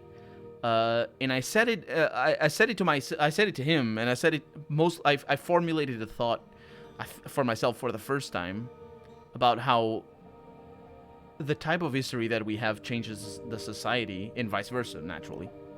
And how our society is so steeped in history. I think I was talking about why history is so important,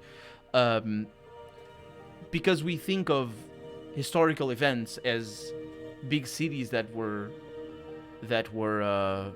made or founded, or countries that declared war against each other, and you think of the big achievements of the 20th century, and you think, as an European anyway, you think of World War I, and you think of the flight. People learned how to fly, and you think of World War II, and then the Cold War and how it influenced and shaped Europe, and then Germany being split in two, or however, it's a weird thing, because it's not technically Germany or whatever. And then the invention of the internet and all this sort of stuff. And those are sort of our general attitudes toward how history is shaped. And all the things that we do informed by the type of things that history remembers. So when we think about when we think about what we want to do with our lives and what our hopes are and our interests are, all that is influenced by that history and the big events that shape our identity as people. And what if history wasn't that? What if all those events happened? All of those, nothing changed. Something would have changed because we would be different people with my example that I'm about to give. But what if all of those events had happened, but our history, or the way we thought about history, scientific breakthroughs and mathematical paradigms that changed, and art, just paintings and movies, techniques that were created, and things that, something more about the like our knowledge rather than what happened and how our knowledge evolved. And you can see you can make up a sort of an alternative history of the 20th century as us people thinking of history like that, right? But we'd be vastly different as a people, because our political attitudes would change, our personal beliefs would change, our personal goals, all we do in society would change. Well, not all of it, but like it changes so much. So the type of history is just like, that's why I think people need to learn history, so they can gain that sort of perspective.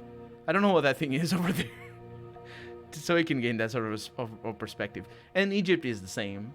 We don't know a lot of the things that made up the day-to-day lives of people of Egypt, and that's what really matters, right? To all of us, that it matters what type of bed we sleep in, and the clothes that we wear, and the type of food that we eat. But we don't worry about that as history, even though that's the biggest part of our life. We worry about, are we gonna send people to Mars, or is this country gonna declare war on the other? Although that's also a big part of our lives, because if war comes, then yeah, that's a different thing, I guess. When we start talking about war, it's immediately different, because it's different. But still, you know what I mean? It's like, yeah, or if there's this new car that's gonna be faster than all the others, or something like that. Our perception of history changes history and ourselves. Yeah, history is made of ideas that modern people create.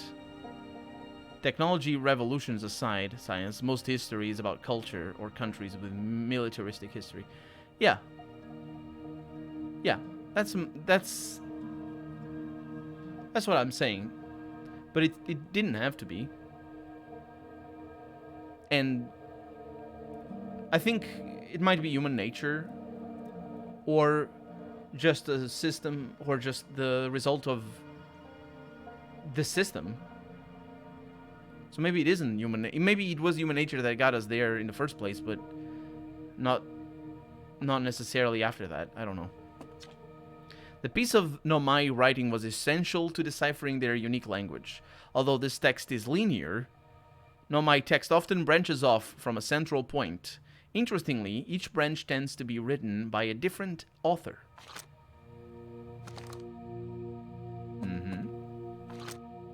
And you can see the text.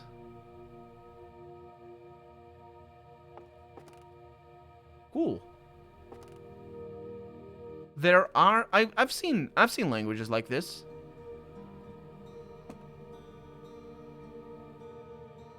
This is a real thing. This is a real thing.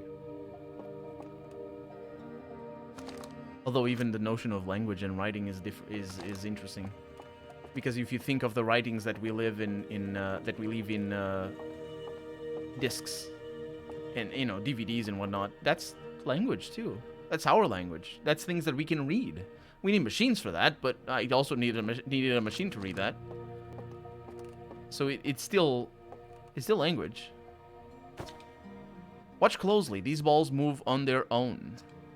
The ground is perfectly level, so what do you think causes this spooky motion? The answer is the moon. As it orbits our planet, the atoll rock's gravity pulls on objects from different directions. In fact, it's pulling on you right now. I don't have a G-meter here, though. That's pretty cool. I wonder how you'd be able to do that. What you need to do to make that happen on Earth. You probably had more interference from seismic activity. Although if these were really heavy, maybe that would work a little bit better. Anyway, I think our tour is not done. We have a little thing over here. Lovely creature of death. This anglerfish specimen was found attached to the landing gear of one of our ships that flew close to dark bramble. It appears well suited to living in dark places with minimal atmosphere. Wait, it's a space anglerfish? I don't want a space anglerfish. LOL is a language. LUL? Emotes are pictographs, which is considered a language.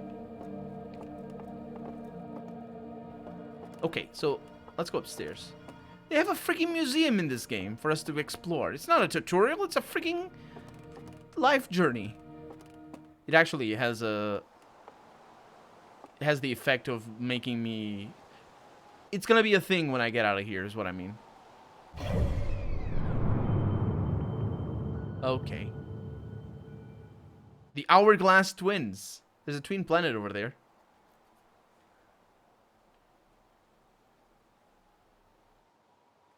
And we have a simplified version. It's nothing is to scale. We know that. We know that. Nothing is to scale. Did you know that the distance between the Earth and the Moon in our solar system is equal to all the planets' diameter put together? In other words, if you put all the planets between the Earth and the Moon, they would fit. I mean, snugly, but they would fit. They would all collapse into each other, by the way. Jupiter is the worst thing. Jupiter eats everything. They would all go into Jupiter and never be seen again. And Jupiter wouldn't even feel it, because Jupiter is just the worst. And the sun is, like, enormously big. It's so big in real life. Nowhere like this. Nowhere. Like, Jupiter is so tiny. You wouldn't be able to see it from here if this was our sun. There's things in there. Can I zoom in? Look at that. What the heck is that?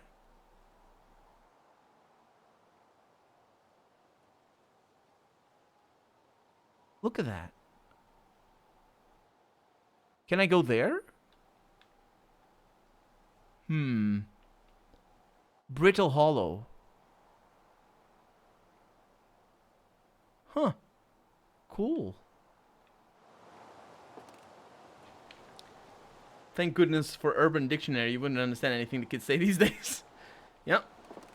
It helps a lot. Excuse me. There you are. I just finished pre-flight observations and local conditions are good. Time to get our newest astronaut off the ground. And you'll be our first astronaut ever equipped with a Nomai translator tool. I confess I have been giddy all day, just thinking about it.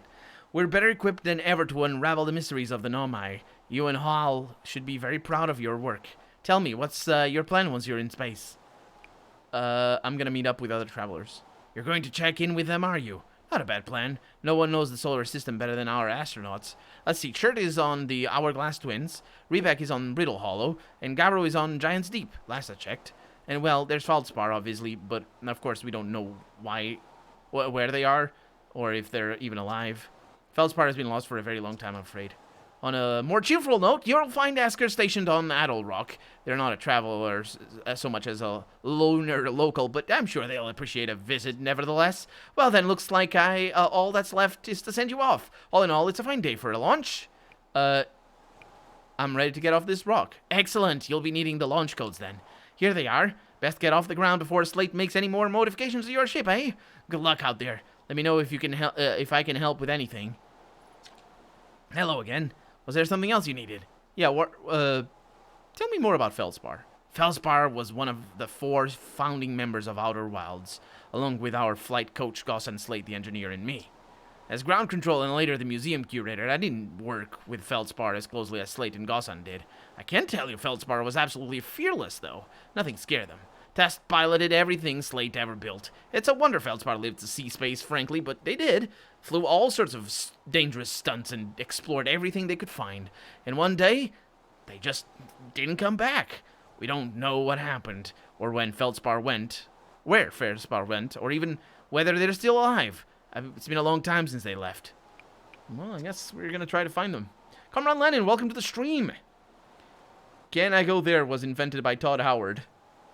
Yeah, and then he put invisible walls in the mountains of all of his games since he said that. Because Morrowind doesn't have invisible walls. Actually, Morrowind does have invisible walls, but not ones that impede you from going to one place to another. You just need to go around. But yeah. Because do you remember Bruma in Skyrim? Can't go across the mountains. Would it not have raised a few flags if Yuri Gagarin started asking questions about Earth before he left? Planet Earth before he left? I'm sure he was a very... I actually don't know. Was he a scientist or was he a pilot? A lieutenant? What, you know, an army person. Not army. Air Force. Don't fall. I have the launch codes. Zeros. Is this binary? This is not binary. This is tertiary. It's not tertiary. Triary? What's the word? 0010222101. Either that or it's three letters. ABC. I can't do anything with your instruments, can I? The wind is picked up, hasn't it? I don't like it. I don't want wind when I get out of this rock. Well, I guess we're leaving. Don't do that. Why? Okay. Oh, it's in 16:9. I do enjoy my hallucinations to be in that aspect ratio.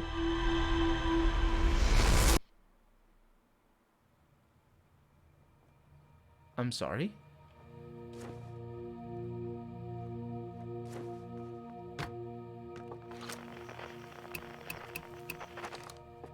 I don't know what that was supposed to be. Here we go indeed. Looks like Morse code, but it isn't. I mean, it could be, actually, now that I think about it. Because dash dash, dash dot dot, dash dot dot, and the vertical slashes are not actually characters. It could be. Hey, so did you get the good look at that Nomai statue? Yeah, the statue looked at me and opened its eyes. What? The statue was doing what? So its eyes opened and then you saw images from your own memories and glowing lights flying around? You mean like a hallucination? Listen, no offense, but are you sure you're okay to launch? Like, medically speaking? Yeah, you know what? Don't worry about it. Nah, maybe you should sit down for a bit and take it easy. I'd hate it for anything bad to happen if you tried to launch while you're not feeling great. But hey, when you're ready, then you can make the most of our translator tool. Can't believe it's all grown up and leaving this for space already. For real, though, I'm glad you're the one carrying it and not, like, Rebag. They'd fall on it for sure. Say, if you want to do a short trip just to get your space legs under you, you could check out the ruins on Adel Rock. I'd love to learn what those are. Good luck, and safe flying. Where did the Nomai statue in the museum come from? From Giant's Deep. Gabbro fished it out of the oceans and brought it back here for study. Ornfels doesn't know much about it yet. Just that it's crazy old and super tough. I wonder why the Nomai carved it. Apparently Grabbo went back to Giant's Deep to try to learn about the statue. Maybe they'll find some answer there. Where in Giant's Deep would I find Gabbro? Gabbro said they were going back to Giant's Deep to wherever they found that Nomai statue. One of the islands, I think. You remember Gabbro plays the flute, right? Like all the time? I bet your signal scope could find him easily. If you do see Gabbro, say hi for me.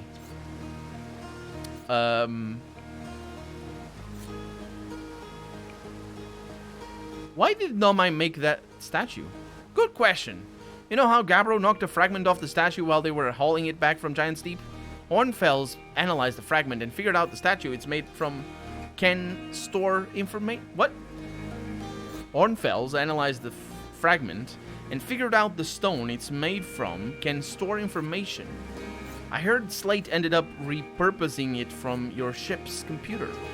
I'm not sure what the statue opening its eyes has to do with anything, but maybe the statue was made for storing information too?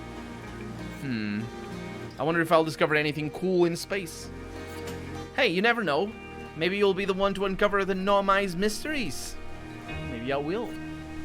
I'm gonna lean back a little bit, so my back happens to everybody, absolutely. This does mean that I need to lean back a lot, and microphone needs to change a little bit. I'm sorry.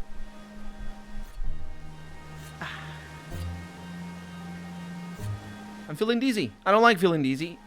Why am I feeling dizzy? Or maybe you'll discover a new kind of rock or something. But honestly, as long as they don't end up naming new safety equipment after you, I'm sure you'll have done a great job. Oh boy, that's the oh, that's the most real thing. That's the most real thing. As long as they don't name safety equipment after you, you'll have done a good job. My god. I don't know where I'm going, by the way. We haven't been here. Statue affected kernel through the computer. Panic! It's fine. Defra? Hello, astronaut. Are you going into space today? Are you going into space and never coming back like Fatspod did? Don't worry, I'll come back. That's what Feldspar said too, but they never did. Ornfels will be really sad if you don't come back. Like how sad it makes them to talk about Feldspar. So you should make sure you don't get lost in space too. Are you bringing lots of marshmallows with you to roast on your trip? Marshmallows are my favorite. I can turn on my lantern from here as well. The kernel restraining belt. What's that? Oh, the safety tool.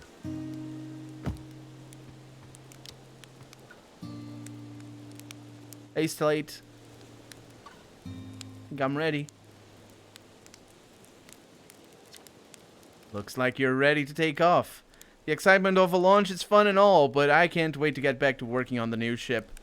We're working on fixing the autopilot's avoidance system for this one. Sorry. See you later, old pal. I think I'm a kid.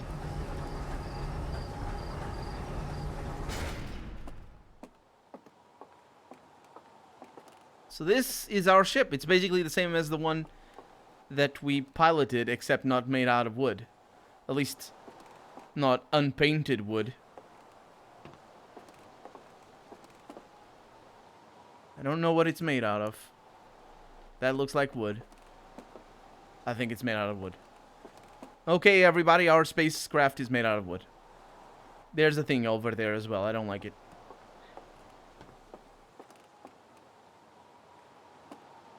At least 50 kilometers beyond. LF null plus 50. Off we go.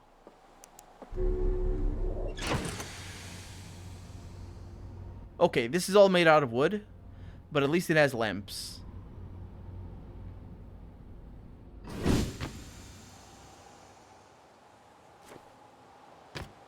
Interesting. What have I done? Oh. Right. So this is our ship. What's this?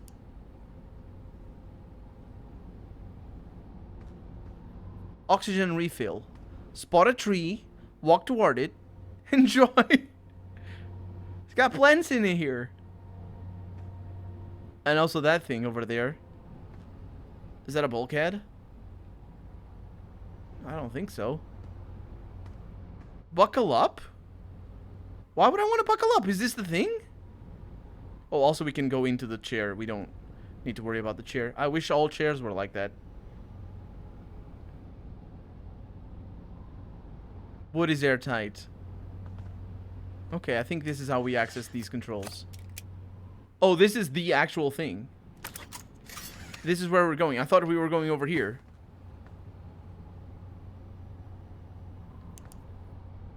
We got our first aid kit, I would guess. I don't know what the spanner is for. I would guess this is a bottle opener. Some netting up ahead. Very nautical. Although, netting is good. This is our suit. That does not look stable. It's all patched up. Are we going to be able to upgrade this, or are we just going to play it like this? I don't think that it is very important. Little Scout. Beyond the horizon. Oh, that is good. And also we have a little model. This thing is going to fly all over the place. All of this is not... None of this is... there's a name for it. And I don't know the name. Planetary chart of the outer worlds. The Hourglass Twins. Timber Hearth. And the Antler Rock. That's where we're going. View ship's log. Timber Hearth. Rumor mode and live. No, I can see the entries here. the one and only Harthian village, as well as the main source of explosions on this planet. The Nomai statue in the observatory opened its eyes and looked at me! Exclamation mark. I saw strange glowing lights, and my own memories flashed before my eyes. So that was my own memories. There we go. I'm glad you're enjoying this game. It's a really amazing ride and journey. It seems so far. I can mark the location on my HUD. And I have the Zero-G cave. A cave at the very center of Timber Hearth, used by... Oh, that's why it's Zero-G. Used by Outer Wilds Ventures to train new astronauts. I successfully repaired another satellite for Gosan. Okay. And I have rumor mode, which is our journal, I would guess. What?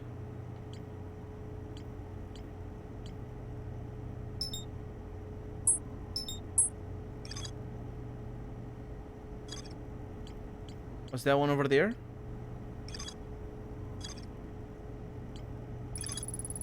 Hal says Gabriel went back to Giant's Deep to try to learn about more about the Nomai statue in the observatory. It's the same. I hear there are Nomai ruins somewhere on Atl Rock. No one knows what they are or why they were built. The Nomai text in the observatory talks about calibrating some sort of device on the Atl Rock. And that's what it was. Sounds like Esker is still stationed on the Atl Rock. They have been there by themselves for a while. Zoom in! Okay.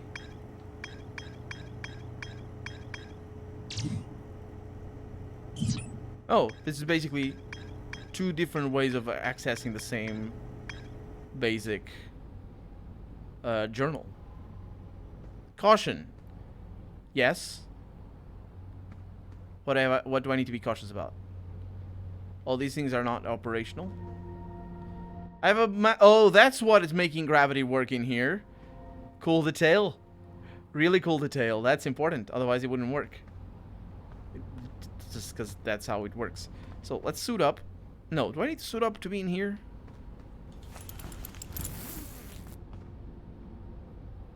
I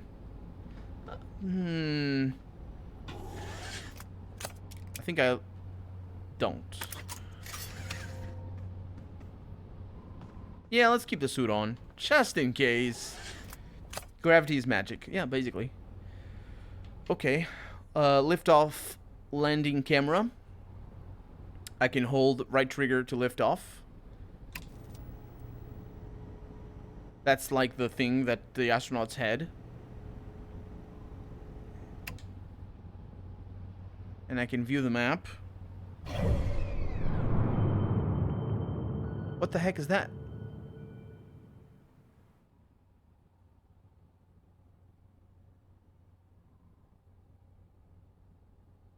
The interloper?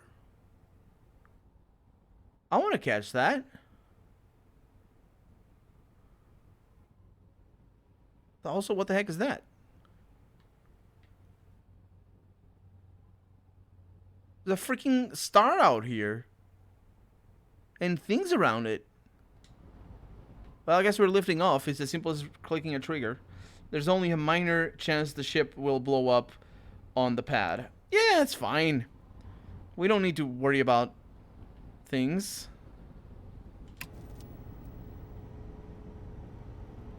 I don't know what the thing is on the left. Let's do this. We have engine thrust. Vertical G is nominal. We have liftoff. Full engine mode engaged.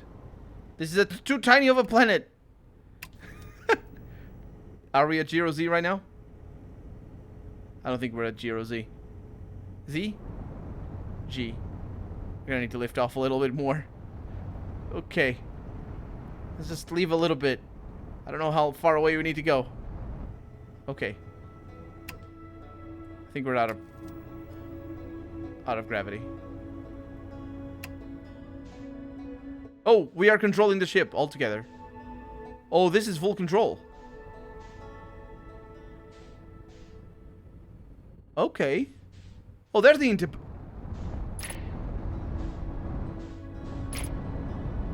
They have headlights. Brittle Hollow.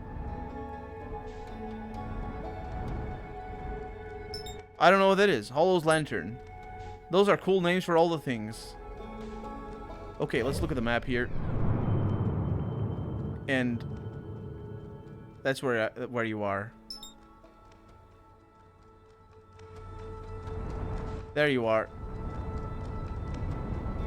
So you see the speed? It's relative speed. And you see the attitude as well. That's pretty cool. So it's coming towards us. At a fair rate of knots, to be fair. Remember my training? It's fine. It's 28 kilometers away. Is that what it is?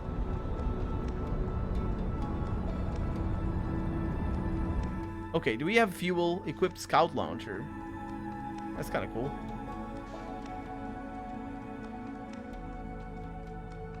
Yeah, it is. Oh, we should be able to decelerate at that speed, no problem. We're 20 kilometers away. This is a small solar system. I don't know if we're in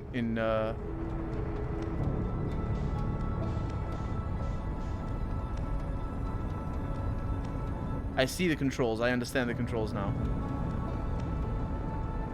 The vertical axes are vectors. So now we can just go closer. But because it's an elliptical orbit, it's kind of tricky. The solar system might not be to scale. Yes, it isn't. Or no, it isn't. Oh, look at that. Look at where we are. We're next to that weird thing that's horrible. Oh, here we are. Start decelerating. I might have overestimated the power of my thrusters here. And here we are. Okay.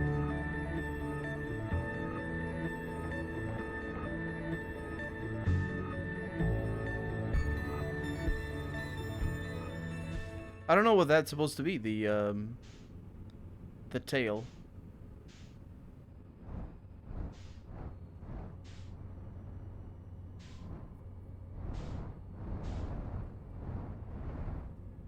Okay. So there's a mode, there's a probe mode. Or you can launch the scout. Did it land?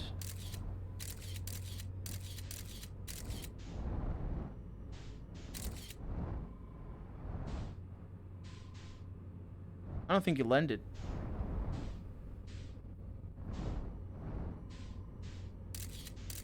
Let's retrieve it. Let's try and land.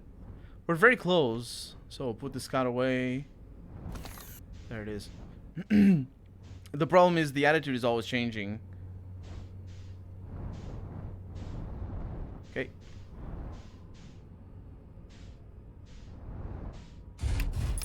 Oh, it landed.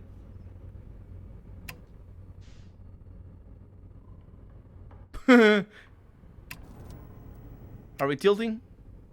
Or not?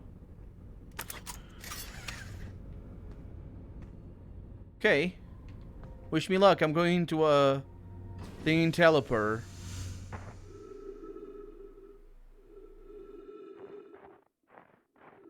I can equip the signal scope. I don't know why I'm here.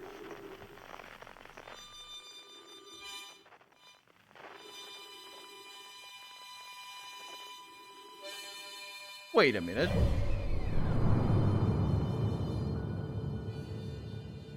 Is it giant? Oh, it's giant step. No? Yeah, it is. It's giant step. Oh, no! No! Okay. The gravity is not strong enough. Fortunately, I was able to get out as well. Good thing I was looking.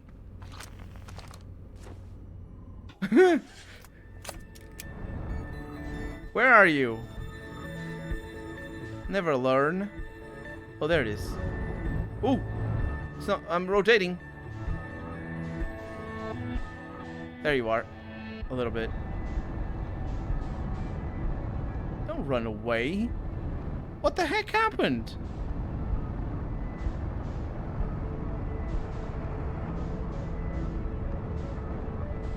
I don't understand what happened. Okay, oh, crap.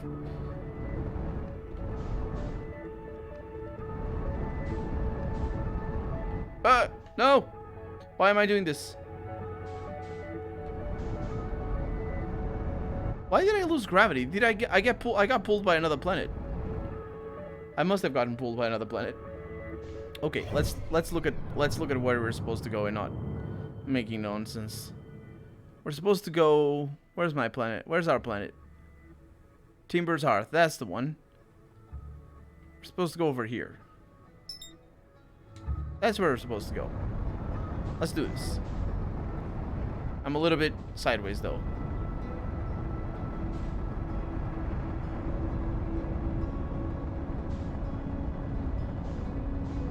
Sort of don't want to get hit by the sun though. Okay, it's sort of a problem. There you go. Not dying as much right now.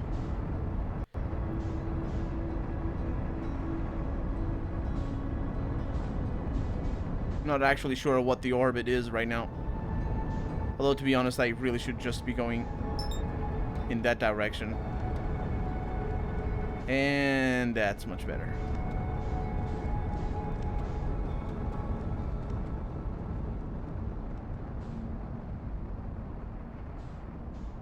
Slow down, slow down, slow down, slow down, slow down, slow down. We're good.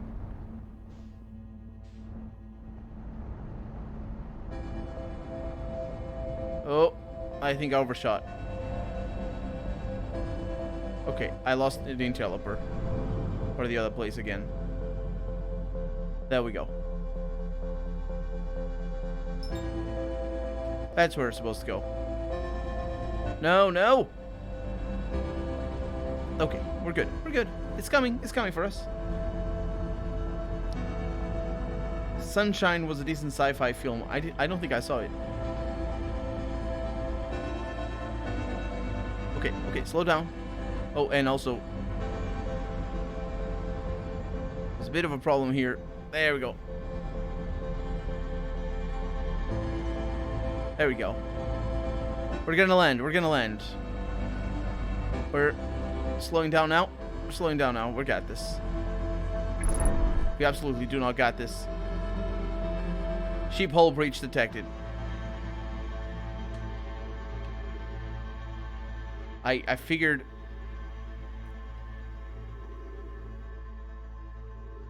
It's a good thing I have my spacesuit on. Hello, son. Please don't kill me. Did he? What the freaking hell? What is happening to the sun? What? I can't see anything. What the? What is the?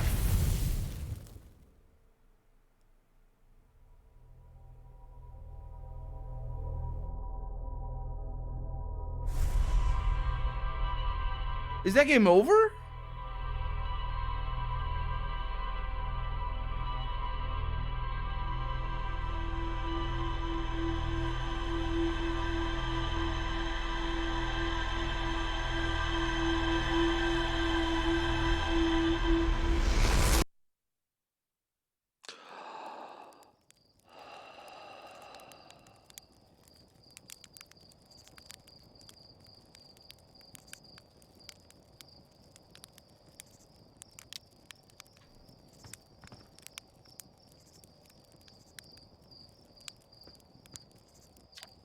Hey, you ready to get this thing off the ground? Sheep's all fueled up.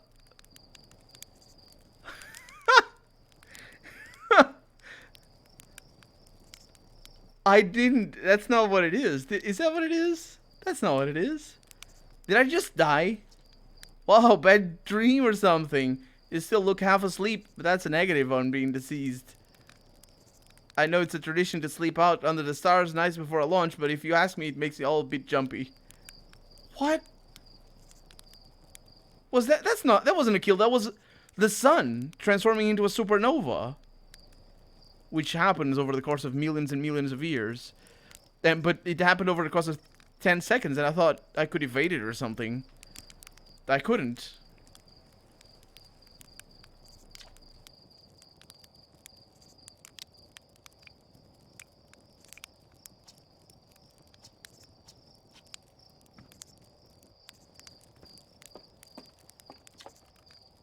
Hey, hold up. You're going to get the launch codes from the observatory first? Yeah, I already got them from the observatory. Remember? Must be inhaling more fumes than I realized. That stuff is potent. Well, if you've got the codes, I'm not gonna stop you. Good luck and take care of that ship. Are you serious? I crashed it against the moon.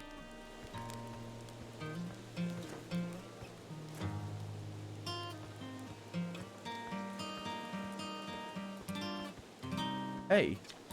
Hey, it's you! Slade said you're blasting off in your ship today. I'm really excited to see the launch. Aren't you gonna go into space?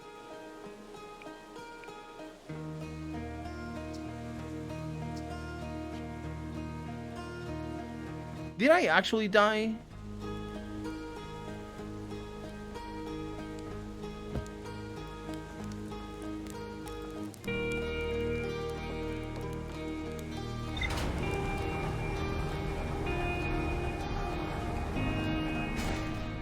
Right.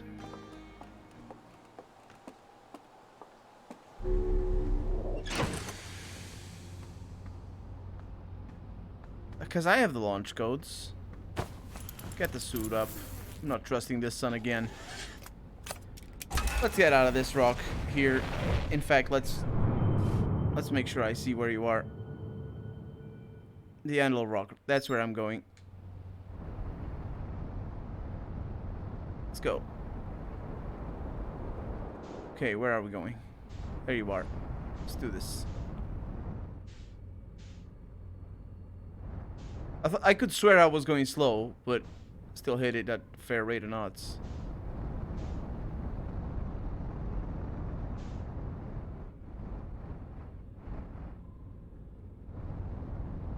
I thought I had matched it, but like the match the speed, but I just didn't. Not even then.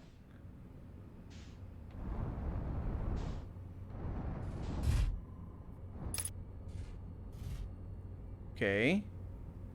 I think we're good here.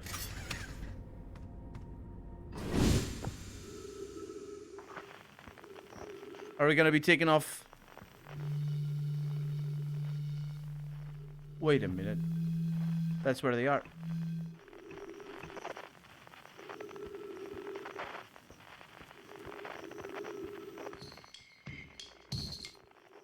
Okay, let's take this off. So we have no atmosphere here. Fortunately, the planet is pretty small.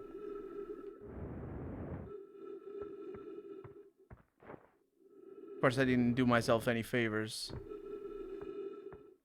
Oh, look at that. We have a thing on the lower left side of the screen. The relative velocity is in the HUD. Yeah, I was looking at that. Wait a minute. What the heck is this?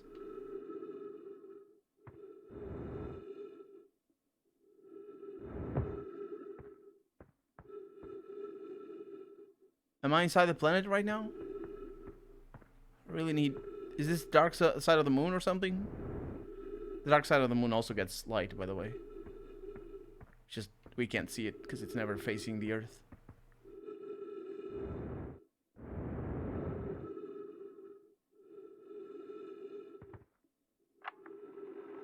Church research notes. Property of Church. This is an old crater. The neat thing here is that the composition of the samples I took from the impact site matches the compositions of the ice from the outskirts of Dark Bramble. I posit the Antelope Rock was hit with a piece of the planet that used to be where Dark Bramble now lies. The follow-up on maybe there are more... To follow up on, maybe there are more fragments of the old planet Dark Bramble destroyed on the other astral bodies in the solar system.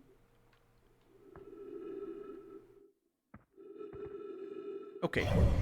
Is the... Do we still have the Intelliper? We do.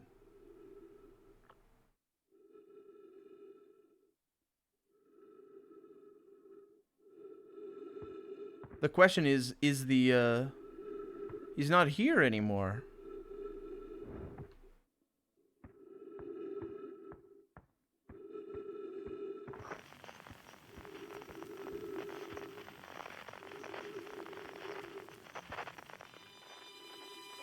He's on the other side of the planet.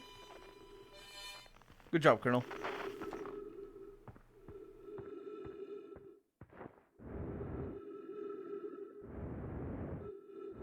I'm a little bit confused about how gravity works over here. These little tiny planets are really weird. And I think I'm inside or something. I don't know. How do I get out of here?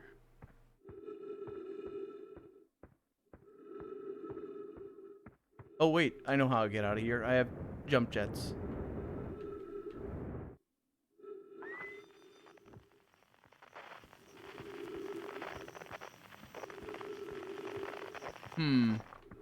Yeah, it should be here somewhere. That is a weird place of the planet over there.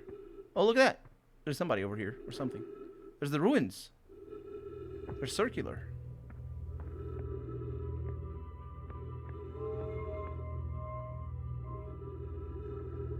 What?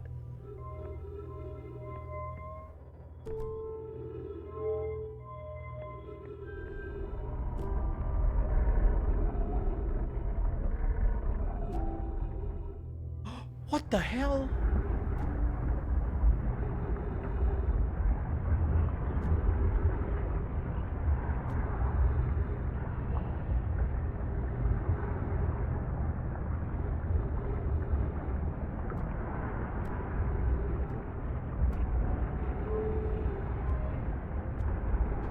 That's what I saw.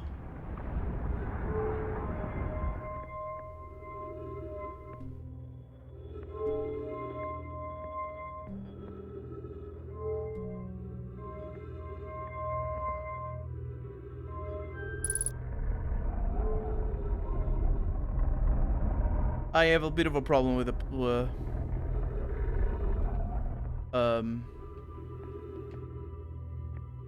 I have a bit of a problem with my ship here. I need to bring it here because I don't have much oxygen.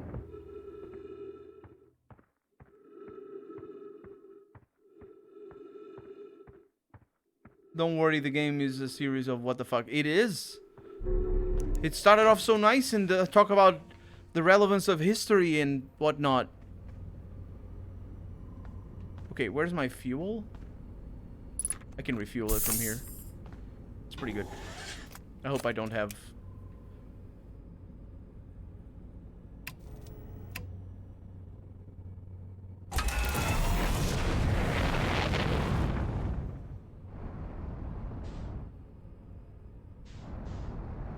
I hope I don't run out of fuel. I have a signal scope from here, which is pretty cool as well. I thought I had a lantern.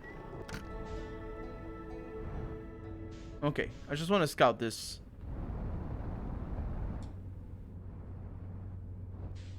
More or less.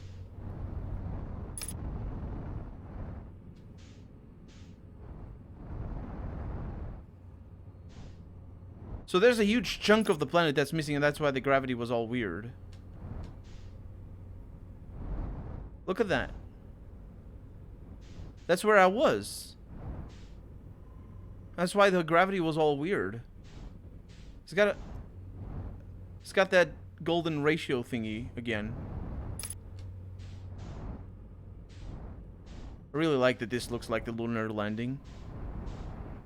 The lander module. Okay, we got a thing in here. Let's find out about it.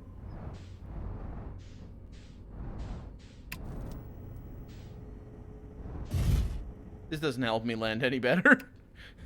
It's just a freaking... Just crash land into everything. Okay. Let's see what this is.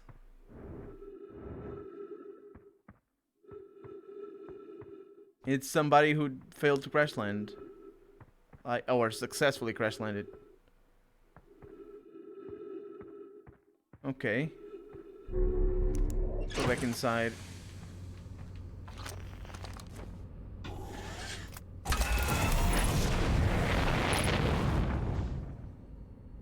Oh! Did the bad thing. That's where they are. Okay. Okay. Oh, no. No, no. Okay. Okay, there's a few things that I need to see. That's bad. All the things that are happening are bad.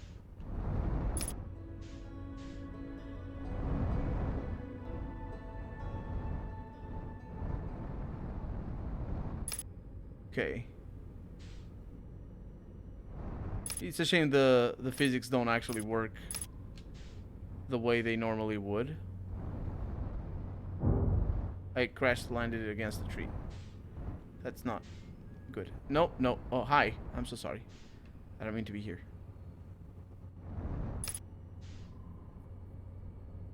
I lost it.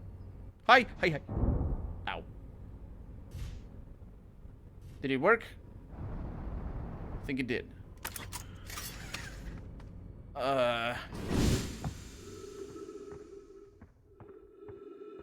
Trying to find that. What the heck is this?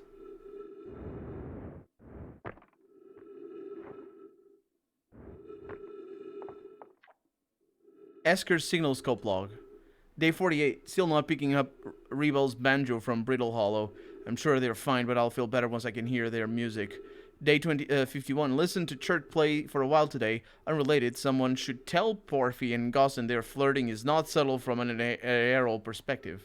Banjo music coming in loud and clear today. Day 55. Sounds like Rebec's doing okay. That oaf, I was worried. Day 63. Today I thought I heard something strange. I don't know. It was probably nothing. Day 70. No, it's back again today too. Something strange is coming from Timber Hearth. Day 76. Okay, I know this is crazy, but the sound from Timber Hearth sounds exactly like Feldspar harmonica. But Feldspar disappeared in space ages ago. It can't be them. Day 88. It's still here. This is creepy. Maybe my signal scope is broken. I'd better talk to Gnice. That's interesting. Crash against everything. Okay, let's go up here and get this out of the way. It's not momentum. It's that the planet is being pulled in different directions than I am. So if I stabilize with the planet, just I go elsewhere. It's like they have the planets have engines. Oh, the trees. And of course, here we have the person who was whistling.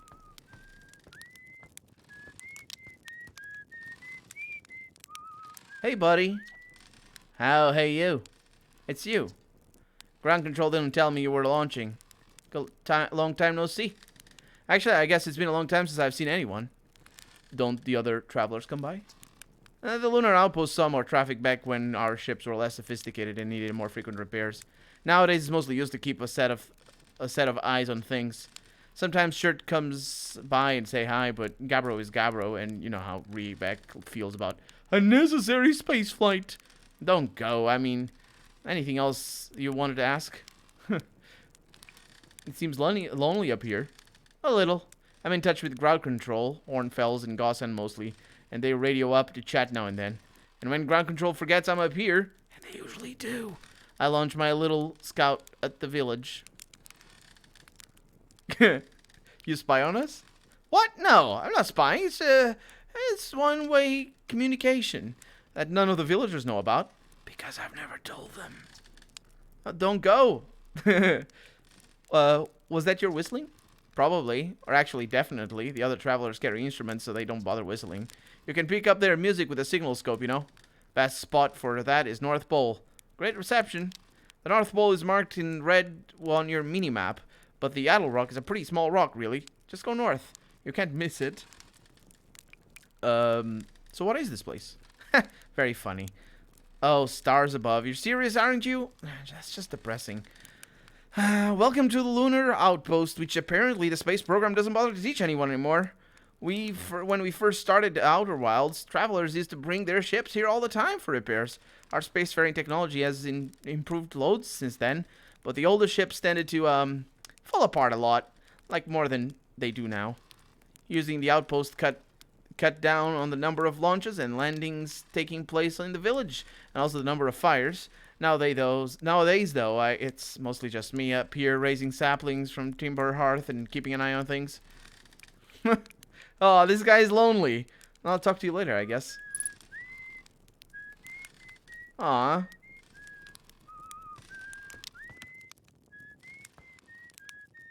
Huh. That's really interesting. I mean, they're sort of okay with their predicament, or at least it seems like it. But I wonder if there's any environmental tells around here. Let's say if they're lonely or not. Can refuel the jetpack.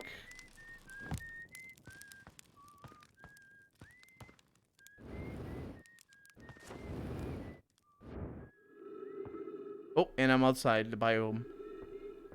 Huh.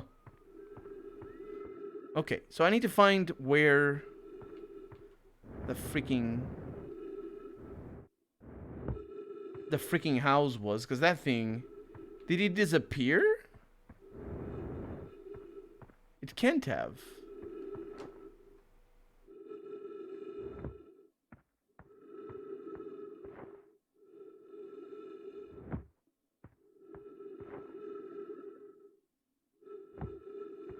So we're at the edge of the big hollow.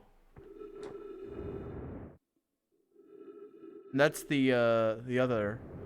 That's the main planet. I could absolutely go there without the ship.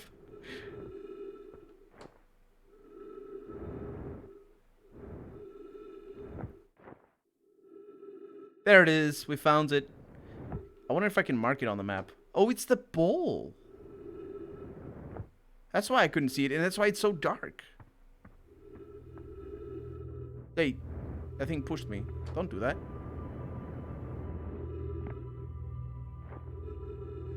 Yeah, you see that? Look at that. If I jump, I move. That's not how it works. So the physics aren't programmed like that. They're programmed for spaceflight on purpose. So I wonder what that is.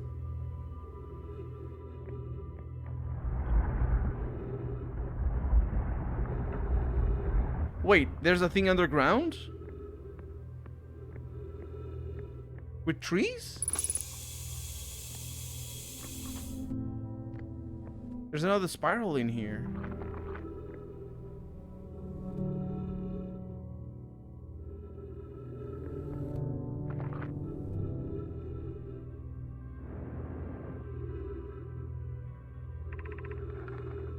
Coleus, I was upstairs testing the eye signal locator, and it can hear and follow the signals from the sun, Giant's Deep, and Brittle Hollow. However, something strange is happening when I ask the eye signal locator to follow the eye signal. The device's indicator rotates wildly and never points just one direction. Felix says, I see. I most likely calibrated the locator incorrectly. Privet, my apprentice, and I will make adjustments and try again. This is the curious result. It's possible the eye has stopped calling out its signal, says Thatch. Felix says, an update. Disappointingly, everything is correctly calibrated after all. Cassava says, it saddens me to posit this, my friends. Cassava is the person who wrote the thing that we read, or one of the things that we read down below.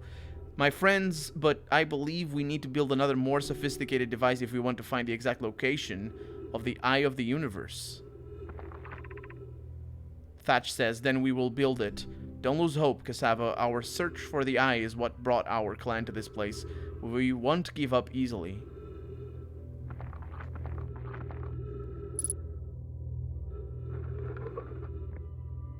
And we can get it as a scroll.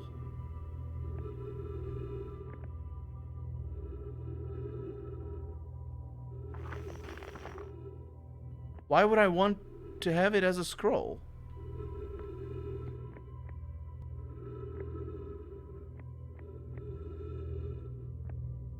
Can't do anything with it. Oh no, there's another one. Oh, there's more scrolls.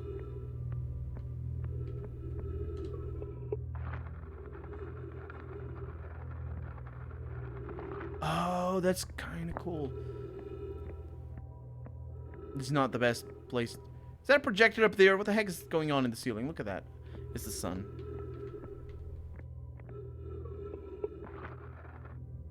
Okay.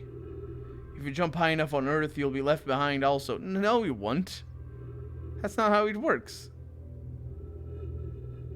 The rotational... No, it is how it works, actually. I think about it, it's definitely how it works.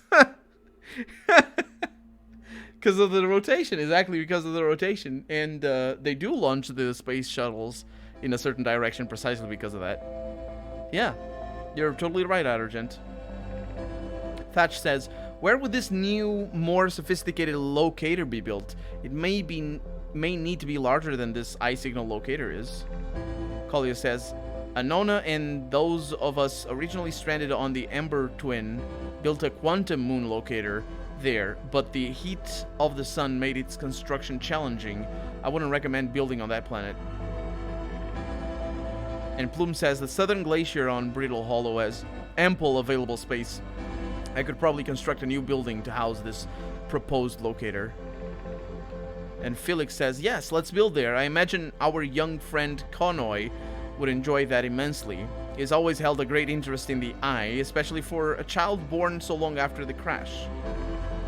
And Plume says, I will begin construction on Brittle Hollow's South Pole immediately then.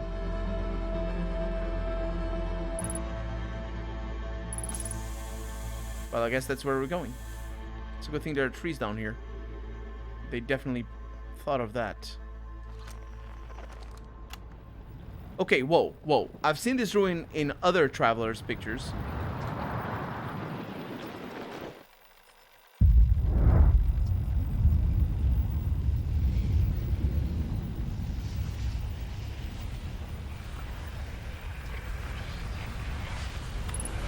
Yeah, we're gonna die now. We're gonna die now.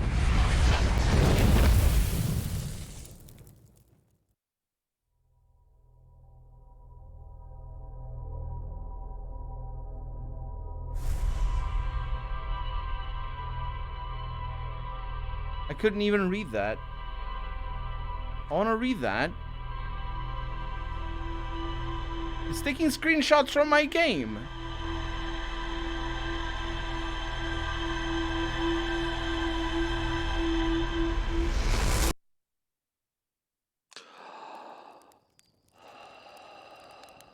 Do I get the gist? I think I do. There's our pilot, ready to get this beauty off the ground. Hey, what can I do for you? You're lucky I'm in a time loop because otherwise I'd be super dead.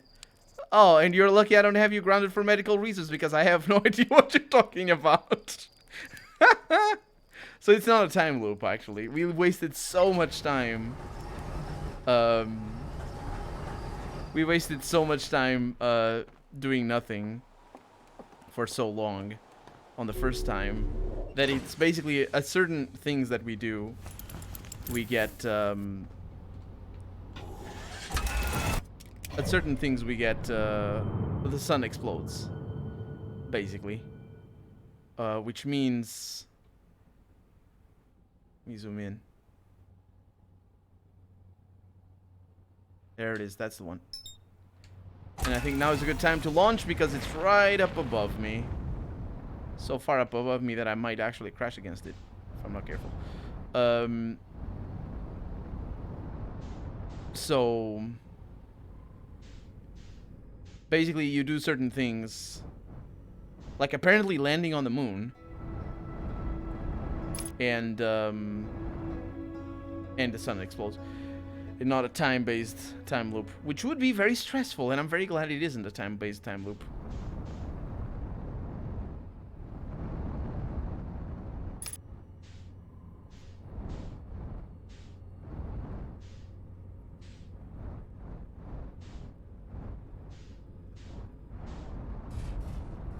There we go. I want to read that thing. It is really cool. Land on the sun, but only do it at night when it's cool. You know what, actually? If you went to the sun, I don't actually know what would kill you. Now that I think about it. I'm sure there's a reason why you wouldn't go to the sun. But it's not the heat. The density of particles in the sun is not high enough that it would cause that it would burn you. I remember reading about that. I don't remember exactly the way it works, but yeah, basically it has something to do with that. Okay. I've seen this ruin in other travelers' pictures, but seeing it for myself, it's really old, isn't it? But whoa, this is the coolest day of my life. Okay, time for some official notes. So this is kind of a Nomai locator, quote unquote. It can point out the different planets, which is incredibly cool. But from what little I can understand of the writing here, I think it was built to try to find something specific. I'm not sure. I was also able to translate something about the South Pole of Brittle Hollow, so I'll fly there to see if I can learn more. Yep, just gonna get back in the old ship and take off. Totally safe, mostly safe. Oh, stars above. I don't think it was safe.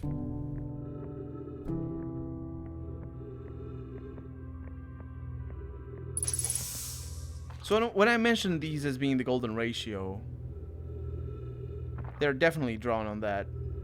The golden ratio is a number that that shows up in a few places in nature, but not too many. It's mostly related to a famous sequence called the Fibonacci sequence, which is when you sum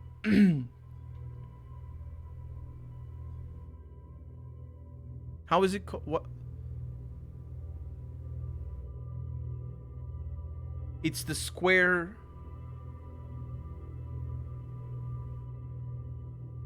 No, it's not the square. I don't know how to say it. The Fibonacci sequence 1, 1, 2, 5. Is it 1, 1, 2? No. Yeah. It is 1, 1, 2, 4. Is it 5, 8? Yeah, basically the ratio of each number, like the ratio between 5 and 8, but it gets closer and closer to the golden number. And so that number is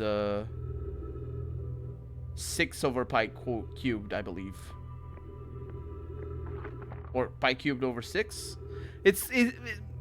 Pi cubed would be 3.2, something around 10. 6 over 10. No, 10. I think it's pi cubed over 6 or something like that. Anyway, it doesn't matter. The point is, it shows up and it's all very nice, and it's a Fibonacci sequence, which is like a specific thing.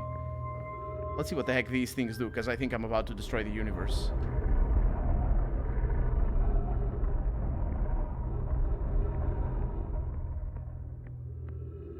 What is that?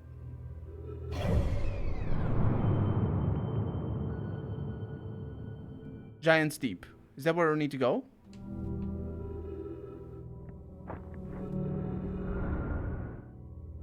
Don't you dare blow up the world.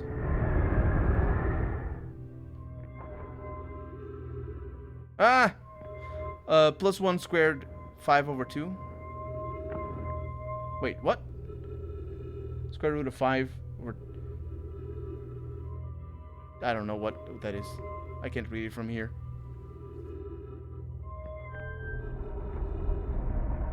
Yeah, but I wouldn't know just if that is the... Oh!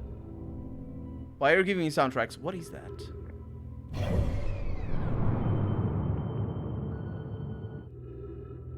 Oh, I'm not... Oh!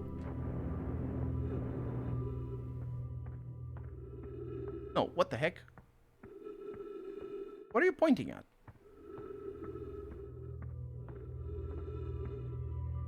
Can't see it from here.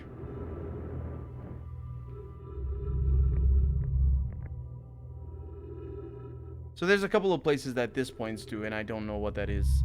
Let's blow up the world.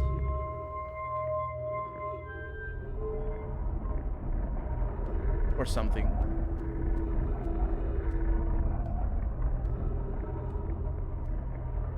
Man, it rotates for days.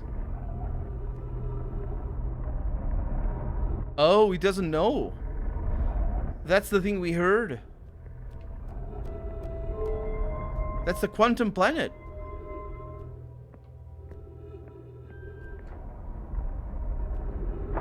Ow, ow. That's the quantum planet that it's looking for. I always remember the minus. Yeah, I don't remember. I'm just trying to think of it, trying to make sense of it in my head. But obviously I couldn't do it. My college degree was in mathematics. It has come in handy sometimes.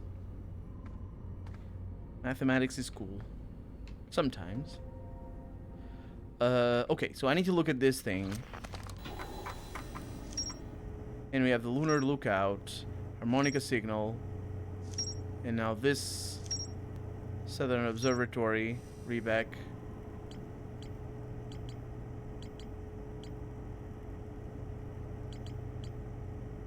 Let's go here. Sounds like Esker is still stationed on Addle Rock. But they've been there themselves. So that's the one Esker is growing a crop of trees at their camp. They seem to be doing okay, but they've probably been alone on the moon for too long. Esker says the Addle Rock's North Pole, marked in red with the mini-map, is a great spot to listen for other travelers' music with a signal scope. A lookout platform with a spectacular view of the solar system, Esker uses their signal scope here to keep tabs on other travelers. Esker's signal scope log reports harmonica music coming from somewhere on Timberhearth. They claim it sounds just like Feldspar's harmonica, but Feldspar disappeared in space ages ago, so that's where we're going next, to Timberhearth. Sounds good to me. Buckle up.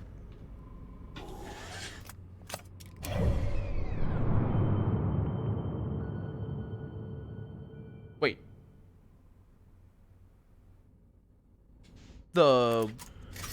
Where?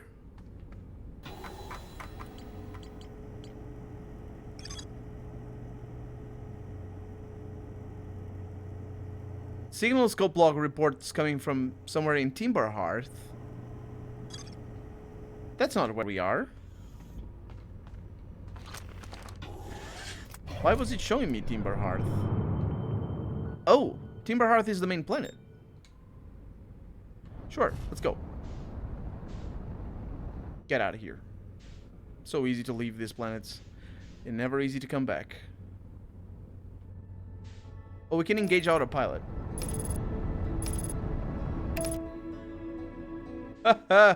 That's really good, actually. Okay, let's get the signal scope.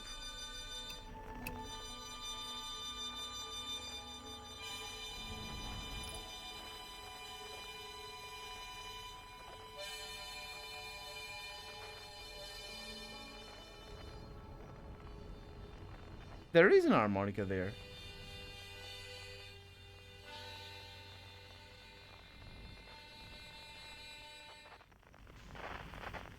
It's up north. Nope, it's here. It's there.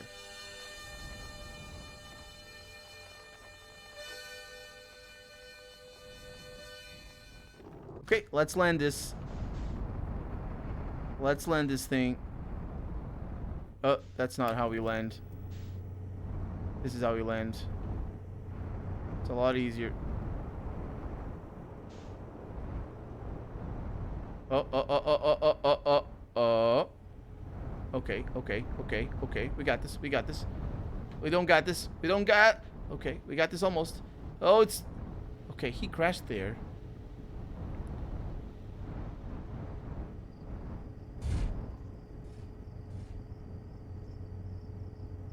This is stable. I don't think this is stable. It's gonna have to be stable, mate. It's gonna have to be stable. Holy balls, that's stable. Hey.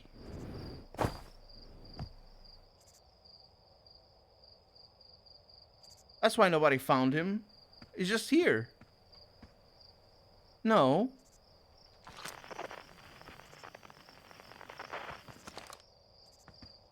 Tech right? Tech tight. Hey, oh, hatchling. Thought you were taking that tin can of yours into space today. What are you doing out here? Me? I saw something crash over the horizon and didn't like what I was seeing in the pictures my little scout was sending back. So I thought I'd come over here and myself and take a look. Is that a dark bramble seed? You think so? It's nothing I've seen on Timber Hearth before, so you're probably out onto something there. Whatever it is, I put down roots in a hurry. It put down roots in a hurry. I don't like the look of this thing, hatchling, and that's a fact. Think I'll set Marl and Hal loose on it. Best get rid of this sooner rather than later. And the more can remove, and no one can remove an unwanted plant faster than a tree keeper can. I'll have to get a look at what's inside the seed first, though. Don't want to set anybody to hacking up a potentially dangerous plant without a better idea of what's hurling inside there. Tuff can help me haul the old scout launcher over here. Obviously, the opening is too small for someone to fit inside it anyway. I'm not going to blindly stick my hands into anything that looks as unpleasant as that seed does. That's a good way to lose an armor, too. Yeah, I guess it would be. Holy crap. Modern Minecraft, like a glove. What the hell is this? King Connor's Jester, welcome to the stream. It is a little bit like it, isn't it? Modded trenches. You were meant to be going into space. This is like a space shuttle landing to check on Bigfoot's sighting. Yeah, a little bit. I don't think I can do anything.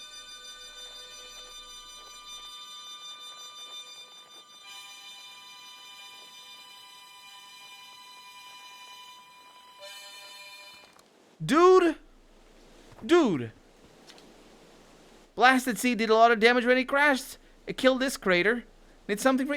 Dude, the signal scope is picking up an harmonica inside the seed. Inside the seed? I don't know what to tell you there. The only harmonica player I knew is Feldspar, and they disappeared ages ago. Listen here, don't go telling nice about the harmonica thing, okay?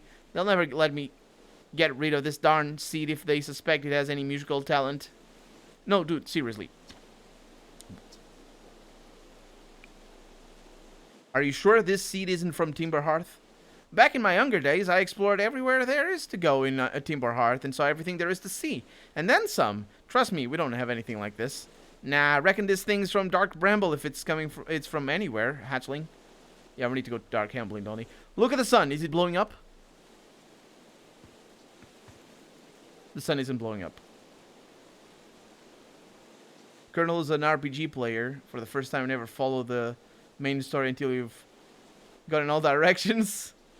I don't know if this is like that, though. If this game is like that. Can I do anything with this? That thing looks mean. Then again, it isn't. In flowers, when it has spikes, it's because it lives in a place that is inauspicious. That's inauspicious. That's not the word. Inhospitable is the word. So it doesn't mean it's mean. Just means it's, Oh, we have a booster? Holy balls. That's pretty cool.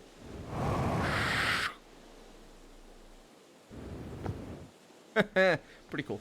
Okay, let's go back inside. It's a good thing this says artificial gravity. Or, it's not really artificial, it's how it works. Okay. Let's go back in here. Oh, let's not go back in here. I need to look at my journal. And of course, there's a new thing. There's not a new thing. There's more to explore here. There is.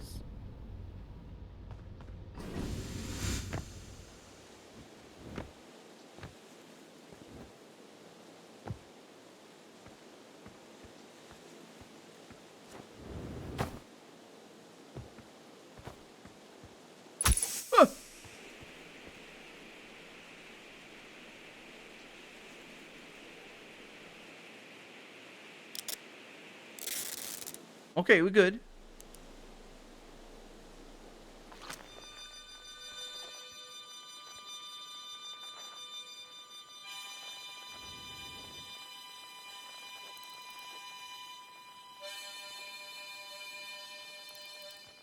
What am I supposed to do?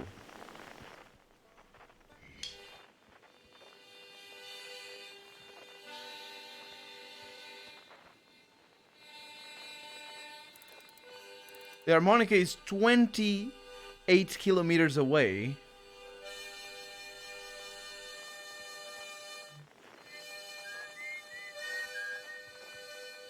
And here.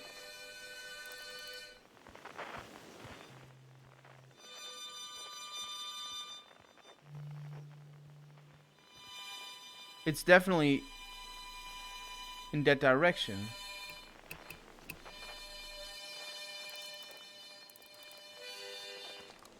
But what could there be to explore here? Is it... Can you hear...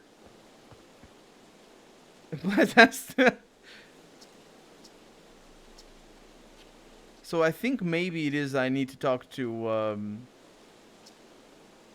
Gneiss. But Gneiss isn't here, naturally.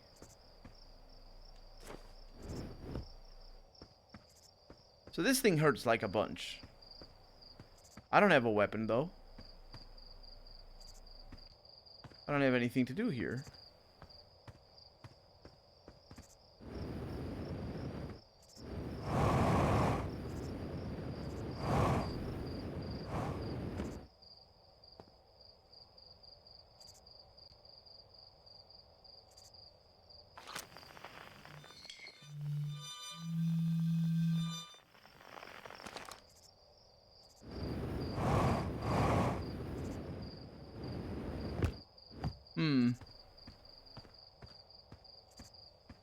The mystery deepens. This planet also has pretty serious gravity, so it's kind of tricky.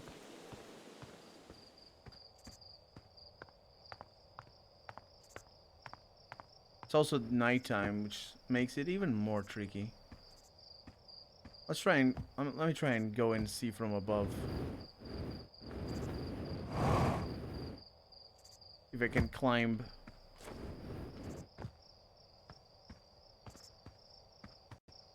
climb these trees over here. I don't know if this is the way that you can access without taking the ship over here.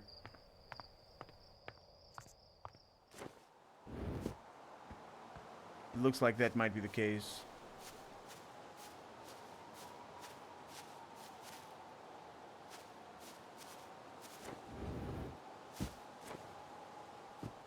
Yeah, because this is the normal planet, or their planet.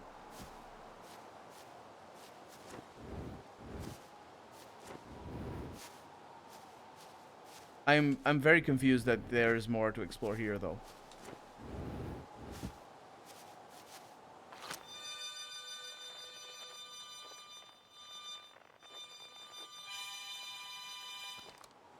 I'm gonna jump down there.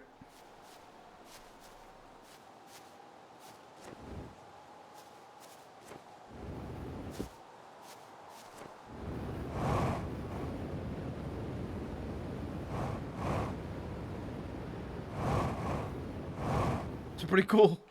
You can just fly around. That's pretty cool. Okay, let's jump down.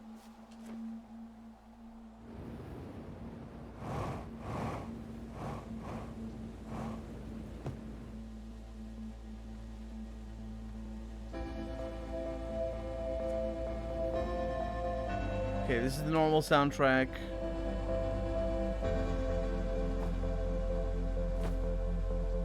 I can't go in there. I can try and go in here, but this just happens.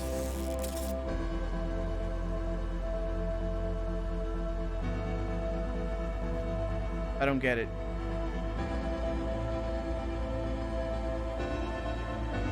He has a prosthetic leg. It's pretty cool.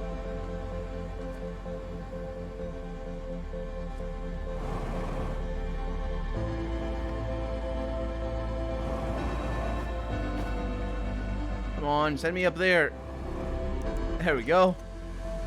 Okay. So let me refuel this. Let's see what I have. So, here. Let's go back home and talk to Ignice. Oh no, the sun is dying.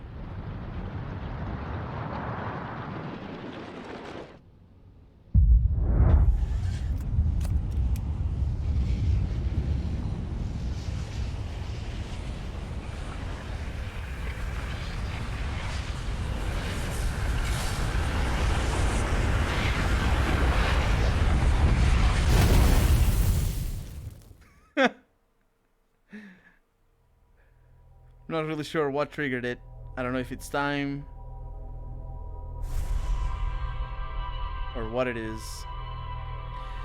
But I do know that we're out of time for the day, because it is 1 a.m. for me. And my back is feeling better.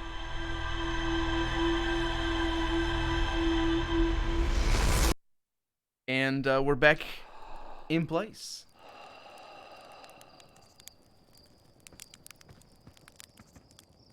Wait a minute.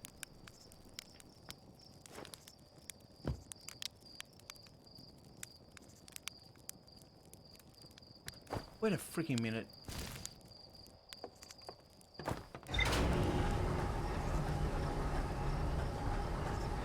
Get me up here, come on.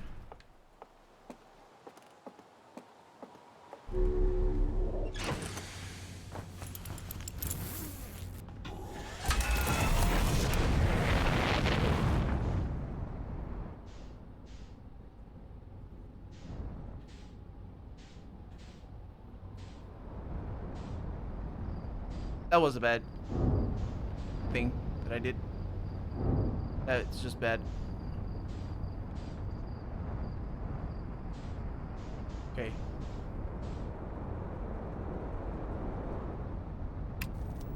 Okay, we're good. Do you see that? It's there. It's there.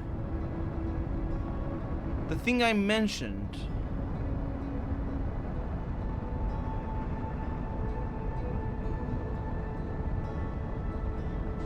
I think I'm at +1 right now because I'm on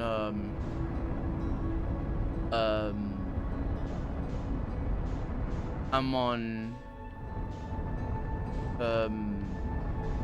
time daylight saver time. Okay. So this is Giant Steep. I think I need to come here anyway. But what? All right. But yeah. You're not what I need. That's what I need. So this thing, we see it blow up every day.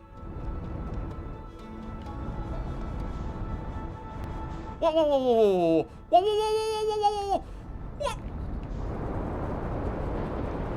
What the fuck? What in the freaking hell? Holy. Okay. Okay, we're out. Jesus.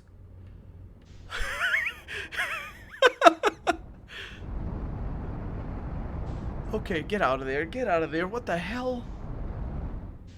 What I want to do is I want to see what that is, but I think that was swallowed by the planet.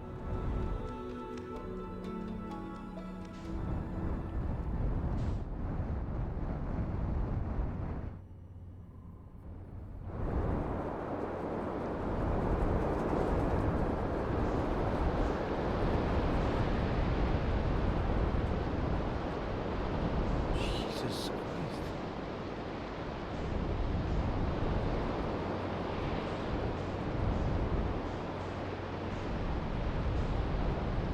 Yeah, there's somebody here. Don't do that. Get up, get up. Go land over there. That's the best way. Ah! Ugh. Now we got... No, not that.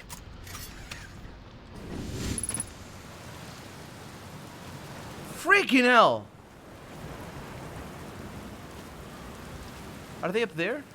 What's the gravity here? Twice.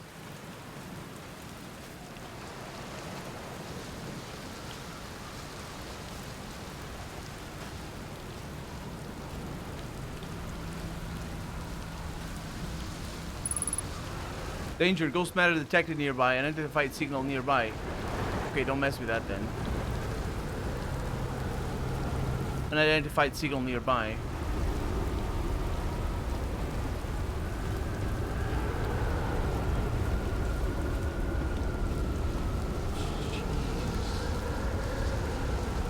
I was not expecting any of this. Who's here?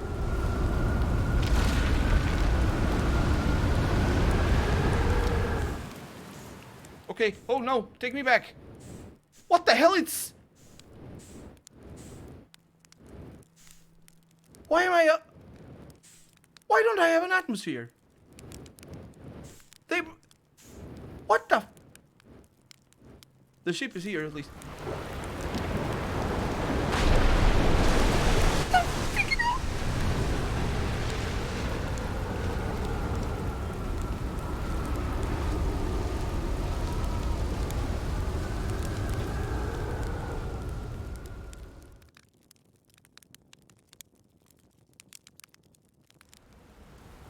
I can sleep here.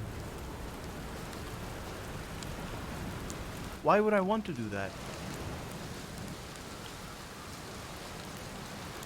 But there's nobody here.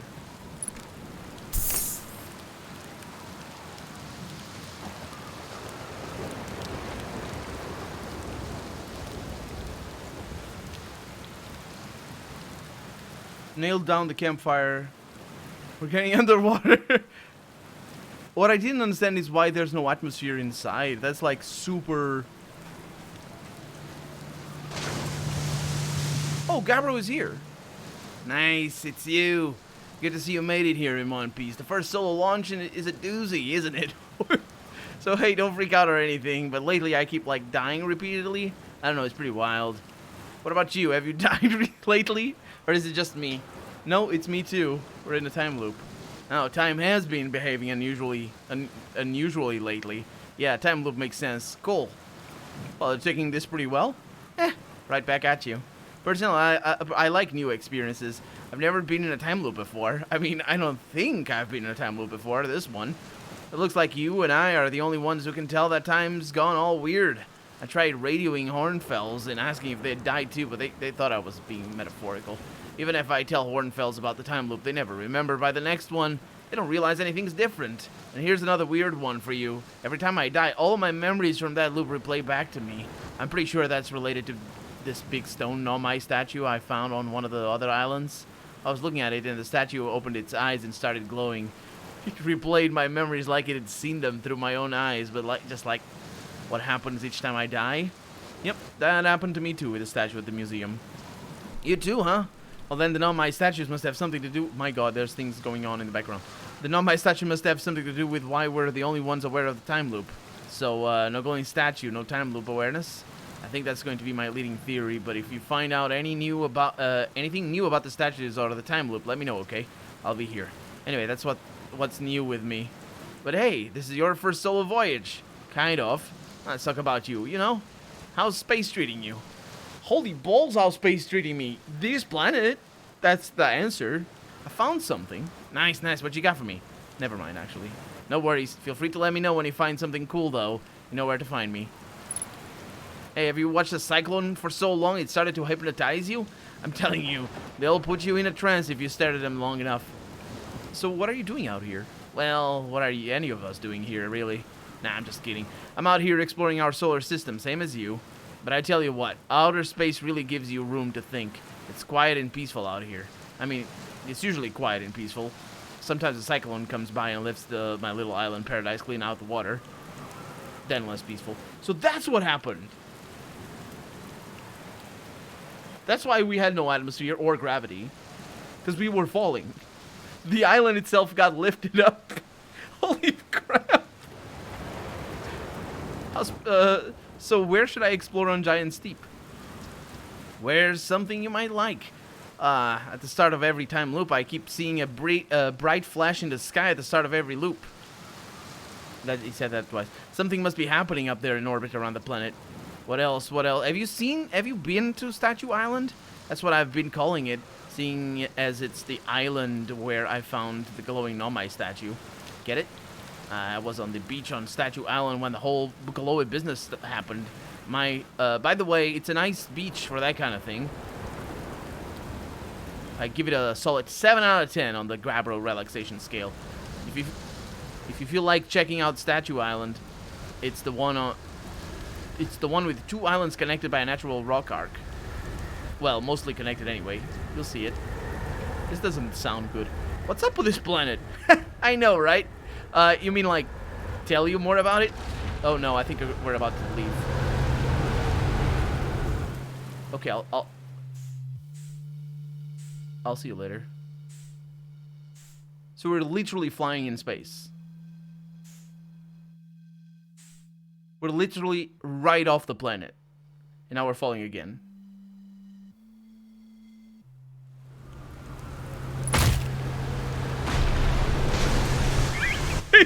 That's why he's there.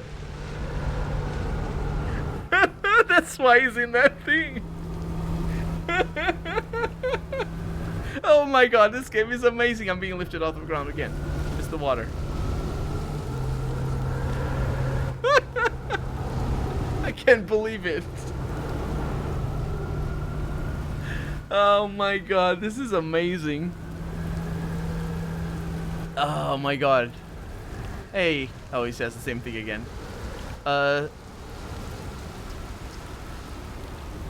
Well, Giant's Deep is massive and mostly water. No surprises there. There's a strong current a ways beneath the surface that prevents anything from sinking below it. Seriously, I tried everything I could to get past that current and neither idea worked. Neither idea. As far as land masses, I've counted 4 islands, including this one. There's also the one with the Nomai statue I saw on the beach. You've seen the cyclones? Yeah, they're hard to miss. They'll toss up everything in their path, islands included. Little tip, if you get picked up, try to land in water. Less likely to kill you. That makes a lot of sense, actually. Where's your ship? That's a good question. It's definitely on this planet somewhere. I mean, unless a cyclone came by and tossed it into space, I guess. That would be pretty nuts. I hope it's not lonely. Aw. So,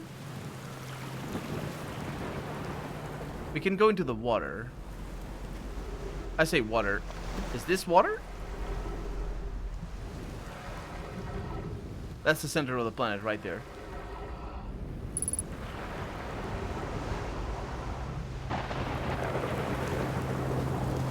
So I'm really injured because I fell. I could have just stood inside. I'm also gonna go back to the ship here. The sun's probably gonna explode. I think it might be a time thing. First aid, please. Thank you. I'll see you later. So, there is ghost matter over here, but I can't tell.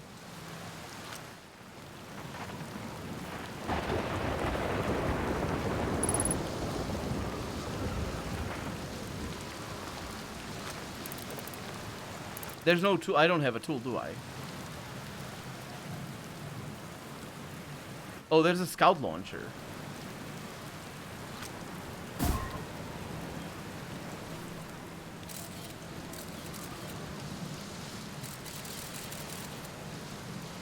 Oh, I don't show. Oh, I do show up. That's me. So there's a bunch of matter over here. Wow. Yeah, I'm not passing through there. It's also not immediately deadly, which is pretty good. Also, it's super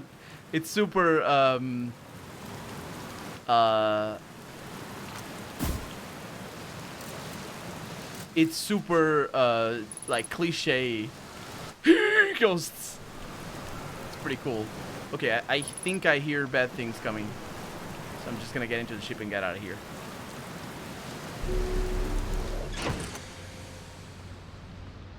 Oh, I think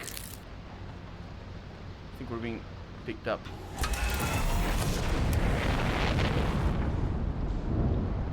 Trying to get out. There's a tree on the way. Oh, that's not how it works.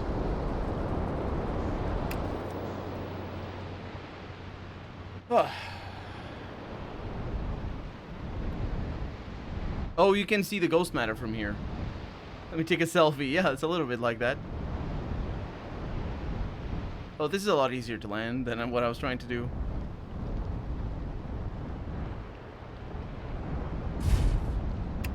And here we are.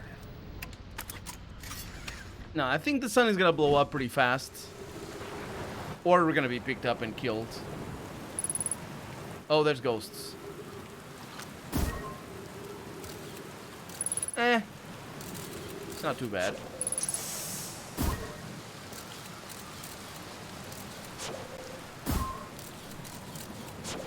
Just don't go that way. Yeah.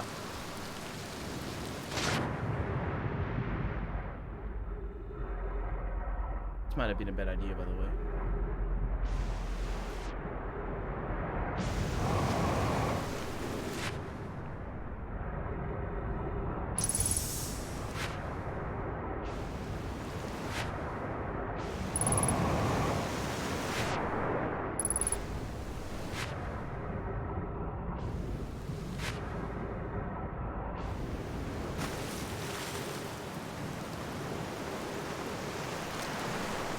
What the heck is that?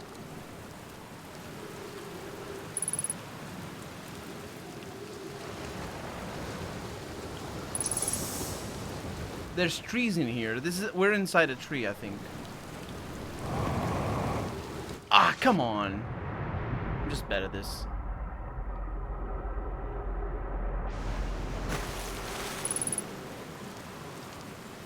Okay. So the way it works is if you jump and hold the boost. Yeah, this is all green down here. There's things over here, though.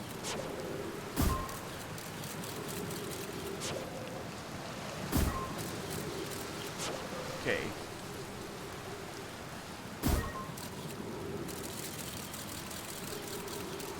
There's no ghost matter around.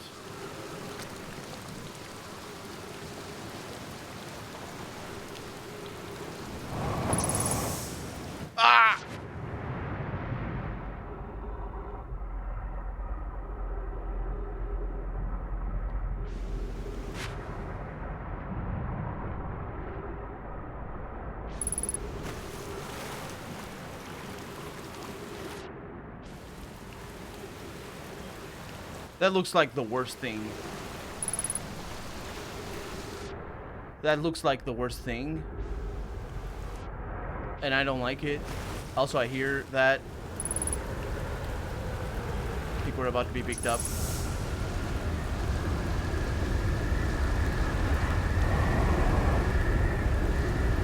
I think we're about to be picked up. We're gonna be alright, though. My ship, I don't know. Oh, look at that. I'm flying. Which is fine.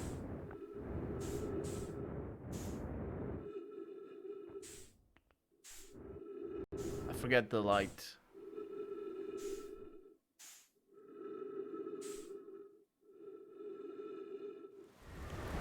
Oh, we're in. Oh, that makes sense, actually.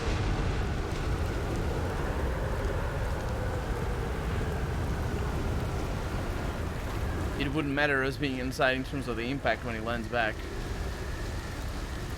Makes sense.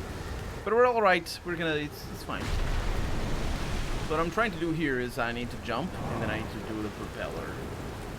It's pretty tricky. Okay, we pulled it off.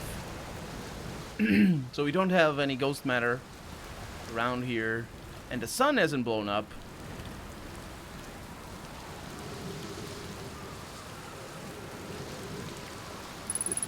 Ghost matter here.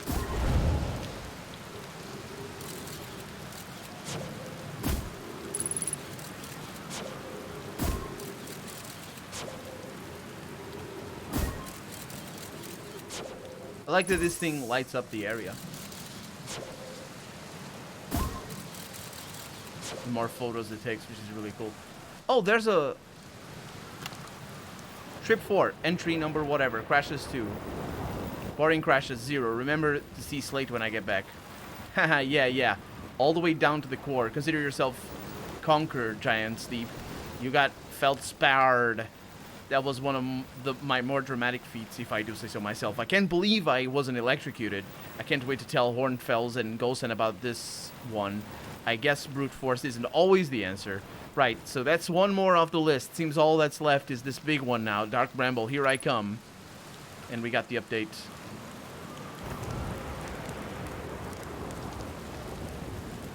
Arrogent, thank you so much for subscribing. You're very generous. Thank you. I hope you enjoy the emoticons. You found me ages ago and we were playing Neo Scavenger. That was the first Let's Play I did. That was the very first Let's Play. And I think I remember your comment on YouTube as well. Also, what the heck is this?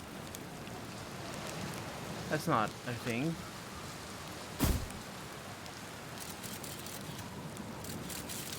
It doesn't have ghosts in it.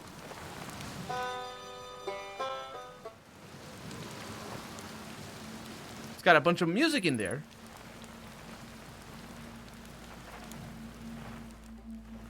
Nah. Does it? No. So I don't know what that is. There's a huge refueling tank here.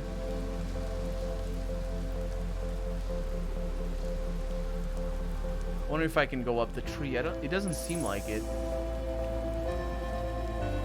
So I need to get back to the ship. Can't go into here. And if I do this, it's just gonna kill me. So I need to go back the same way I came. Which should be easier. Wait, the ship is right there.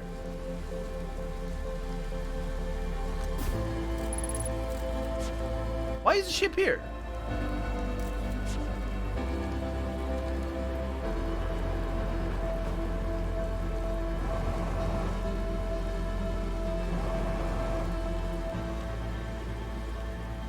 What the heck happened to the ship?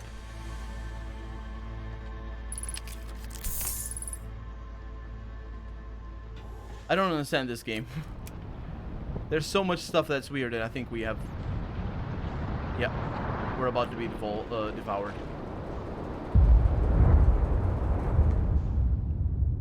Oh, there it is.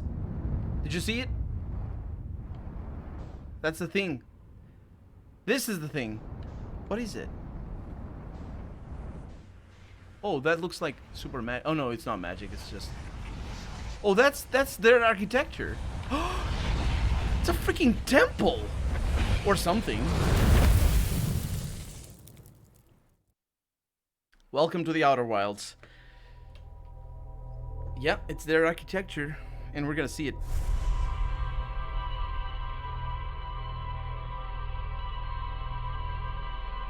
I find it weirdly troubling that it remembers all of the things I've been doing.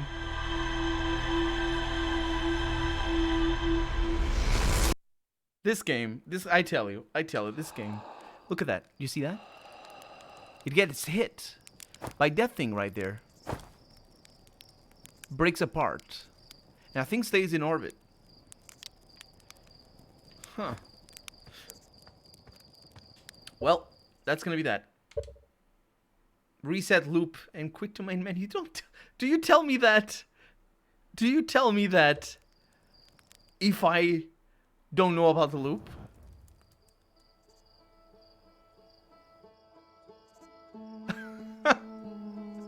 This game is...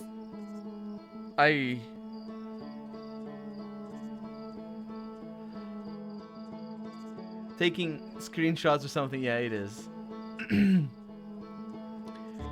I think it's because it's loaded into memory. Yeah, I don't think you can save midway through a loop.